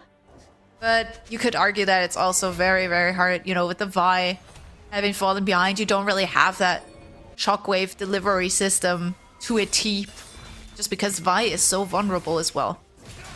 Yeah, I feel like you've already dissected the Vi pick very easily. They managed it well. I feel like they even shut down the cross map potential to do the split map. So really great early game investment into that. But also, they were fighting before Valiant even hit 6, so they weren't even able to opt into throwing that ulti into the back line. And at that point, then they dropped the multiple kills, and then all of a sudden, Lee Sin is sort of so far ahead that a Shockwave isn't really going to delay it. And then we see, and I could look for something here, nice little kick maybe.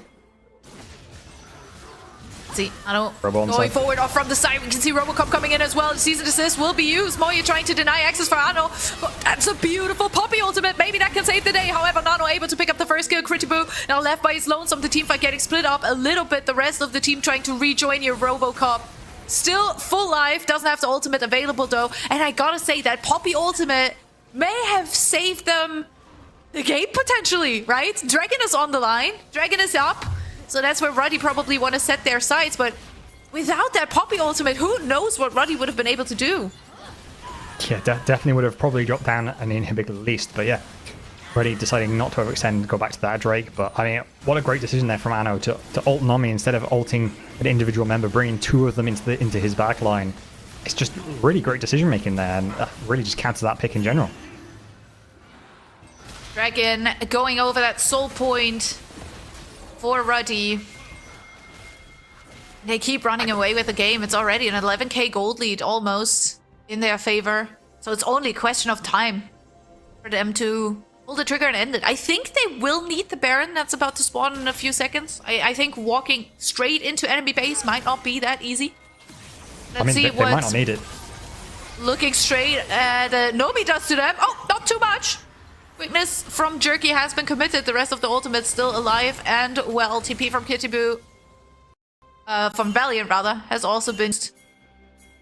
Ooh, it's so hard. Man, I'm getting so frustrated looking at this because I really want VES to fight back, but I just don't know how. Yeah, and it's at this point now where they've just opened up the Baron pick for Reddy, and they're sort of... Emoji's just on the wrong side of the map to even commit slowly, but... Reddy just want... Yep, there you go. Freebie picks up one. Stoppable. They just deny so much access. Moi is still alive. Still full life as well. TP coming in. Baron almost gone. Ano able to solo that. We're going in with the season desist. However, Moi now has to step into the pit. He's going into the pit and he goes for the steal. But at what cost? The Ram Warp into the back line will end VES lives. Valiant has nowhere to go. It's a double kill for Nomi, but only before he falls. Double kill for Freebie. 10, 1, and 3. What a stellar performance after showing up on the Sivir. Now showing up on that Xayah and just securing game after game, play after play for Ruddy. Yeah, Ruddy just knew it's a matter of time before they wanted to fight, really. They're stepping up in their face going, fight us. And yeah, a Freebie just free hitting this whole time, using his ulti to dodge out on a lot of the CC, but yeah, it doesn't even matter. The rest of his team's finishing off Baron. Yes, they don't get it, but what have you dedicated for that? You dedicated your Vi engage, you dedicated your peel, and a Freebie just gets the free hit for the rest of it. Clear them up and could potentially push to end, but instead they've reset now. They've got Drake up in a minute 50. I don't know if they can even need to get to it, but there's not many Baron buffs left on the side of VCS. And I don't really know what they want to do with it anyways, right? They don't have any pryos. They hardly have any room to move within their own jungle. We can see it right here. Camps are taken away. Nomi not able to bring as much impact as they had hoped for, I guess. Yeah, and you know, if the side does get the free hit in the next couple of fights, which is probably likely with Flash, Ghost, and Ulti coming up off cooldown, it's going to be so hard to shut these down. We're going to have to see the miracle play from VCS. They're going to have to find the correct angle and punish. They're going to have to hold out on multiple different ones and just find the right one to catch your freebie off, because otherwise, it's just going to walk away with the win. Inhibitor, the next target here. Let's look at a little bit more, potentially. 2-ish minutes. Good route coming through. Follow up for VS, just not quite there yet. Don't have the damage. Yes, Nomi's tanky, but it's not enough. Shockwave. They're just pushing the bot side.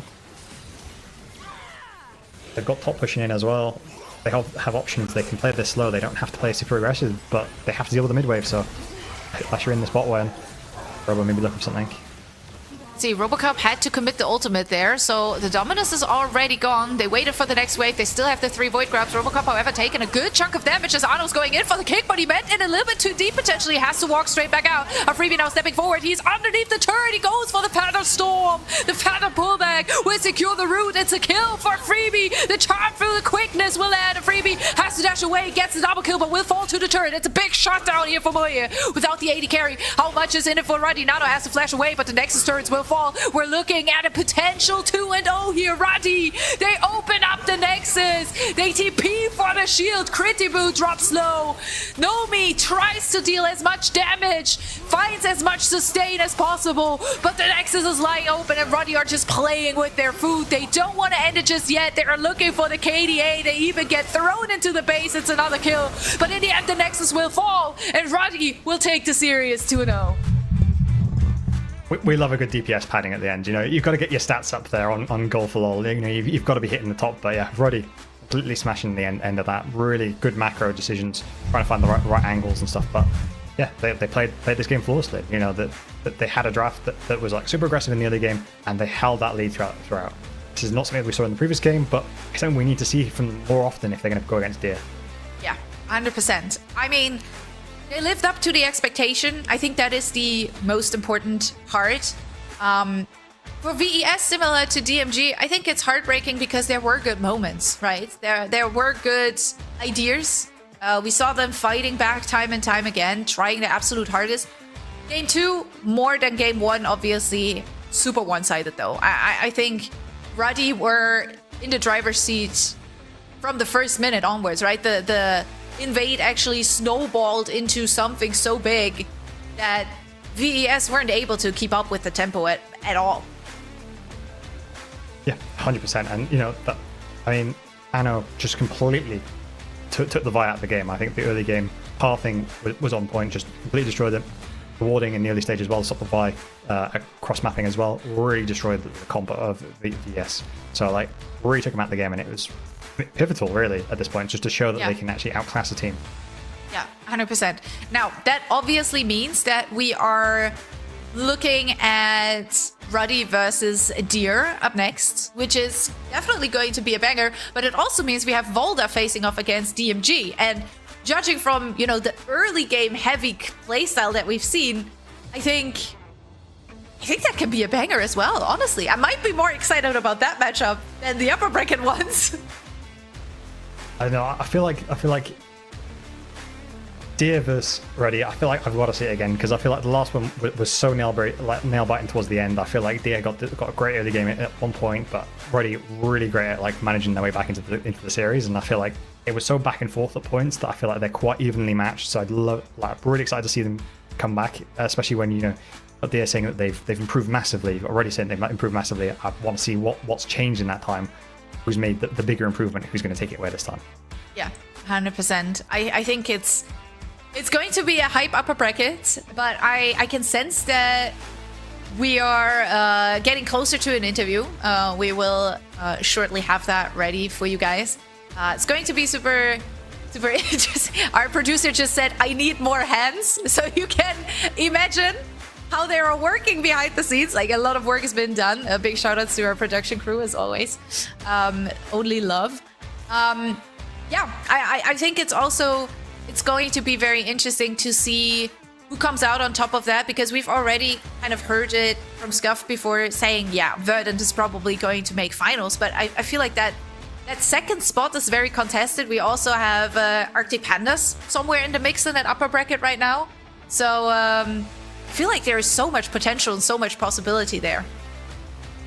Yeah, 100%. And, we came in saying that these two teams, Deer and Ruddy, were probably top 2, top 3, but you have got Arctic Panthers on the other side of that bracket as well, who are ready to play against them as well. So a lot of contention in this top spot, but quite drastic styles as well between them all. I think that a lot of them Deer play a lot more team fight based, really front to back, multiple different combos, whereas I think Ruddy, they're a bit more untamed, play that sort of ball skirmish heavy and sort of take that lead going forward and get a couple picks and bring it back at that point. So it's a bit different styles, and I'm interested to see how those play versus each other and see which one can get the better.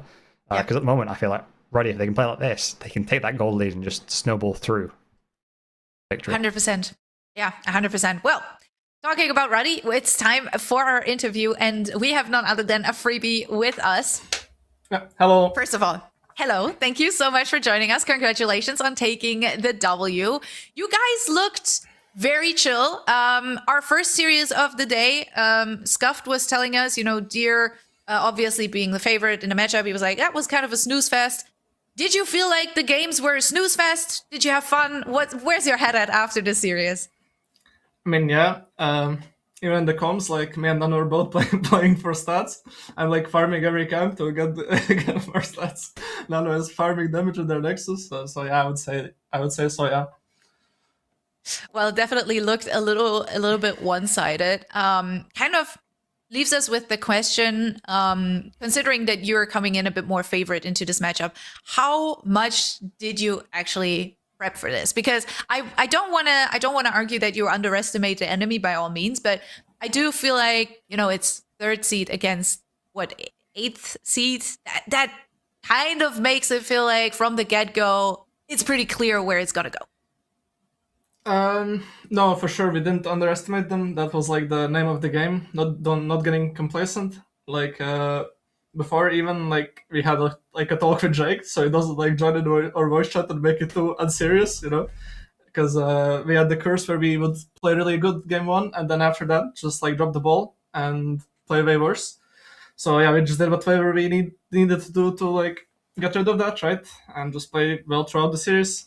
And mostly this was just outside sources, like not going on Twitter or stuff like this, like fully ADHD stuff. All right, Gizmo, anything from your side that you want to ask? So since losing to Deer previously, have you changed anything like in preparation to meet them again in the next bracket, or is it just simply just play your own game and just sort of see how it goes on the day? No, like losing to Deer was like a reality check, even though we already had this reality check like a few weeks before that in scrims, because we had like a streak of very, very bad scrims.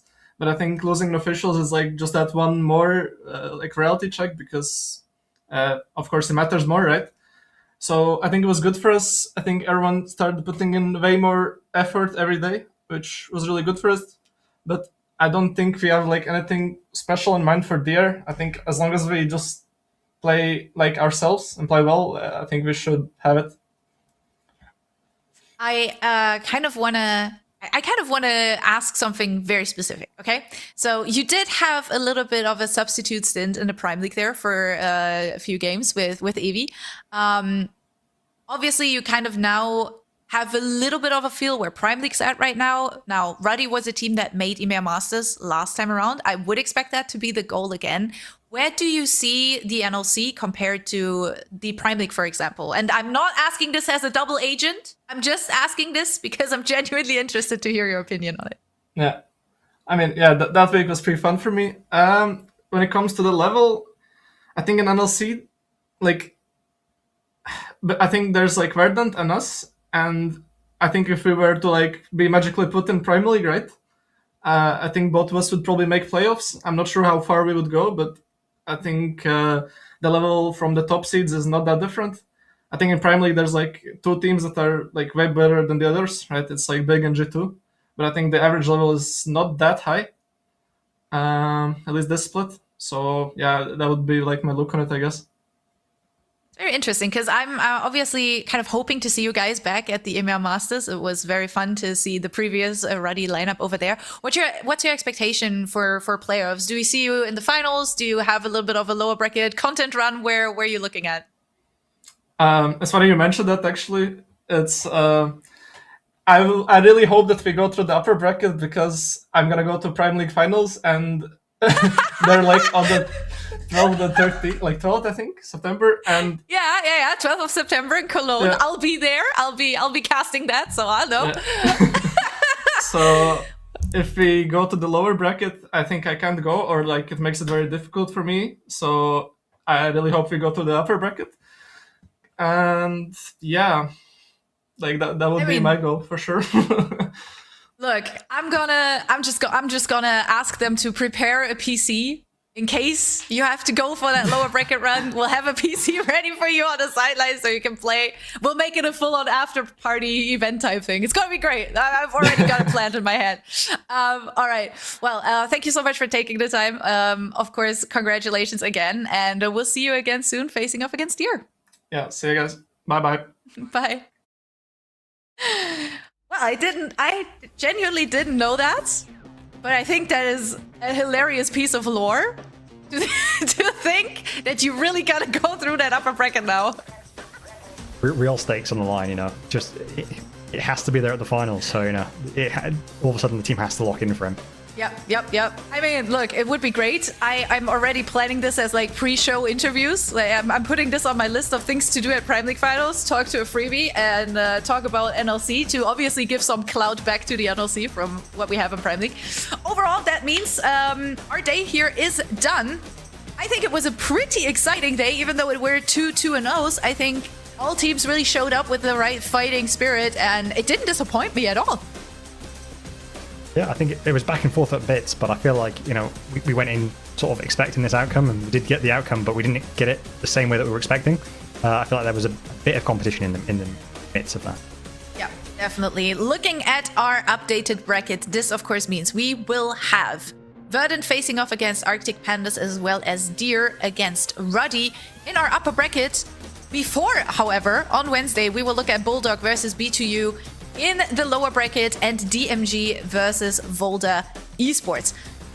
I feel like those are such important games now because our 2 regional teams are in that mix, and this is where you don't have like double elimination anymore, right? This is where it counts. If you lose, you're out. Any matchup you're looking forward specifically? Yeah, I think I'm excited for the DMG Boulder series. I think both of them showed today that they have some pocket picks of their own, some different choices, and I think that the bot lane in that series is going to be very interesting going forward. And especially if Boulder keep picking out this Tam Kench Senna, I think it sort of offers something a little bit different to watch. Yeah, definitely. It's very interesting. I mean, I gotta say, I do have my heart beating for B2U a little bit, right? The Sweden jersey, it's in the back, but it's always there. It's always close to my heart. So kind of rooting for our regional teams to maybe make it through. Would be great to have one of them staying with us a little bit longer. But that's it for today. We are done. It was a pleasure to cast with you, as always, Gizmo. And I'm gonna give you the last words before we say our final goodbyes. I mean, it was a great day of games, right? I feel like you can't really get disappointed with those games. Everyone played very well. I feel like I'm excited to see where they go next. Yeah, 100%. All right, that leaves me with only saying thank you to you, but of course also to our beautiful production and our observers, to all organizers of the NLC. Thank you so much for joining us in chat, and we will see you again in 2 days for another little bit of playoffs action. Lower bracket, that's where it counts. You shouldn't miss out on the action. See you until then. Stay happy, stay nice to each other, and stay hydrated. It's getting warm again.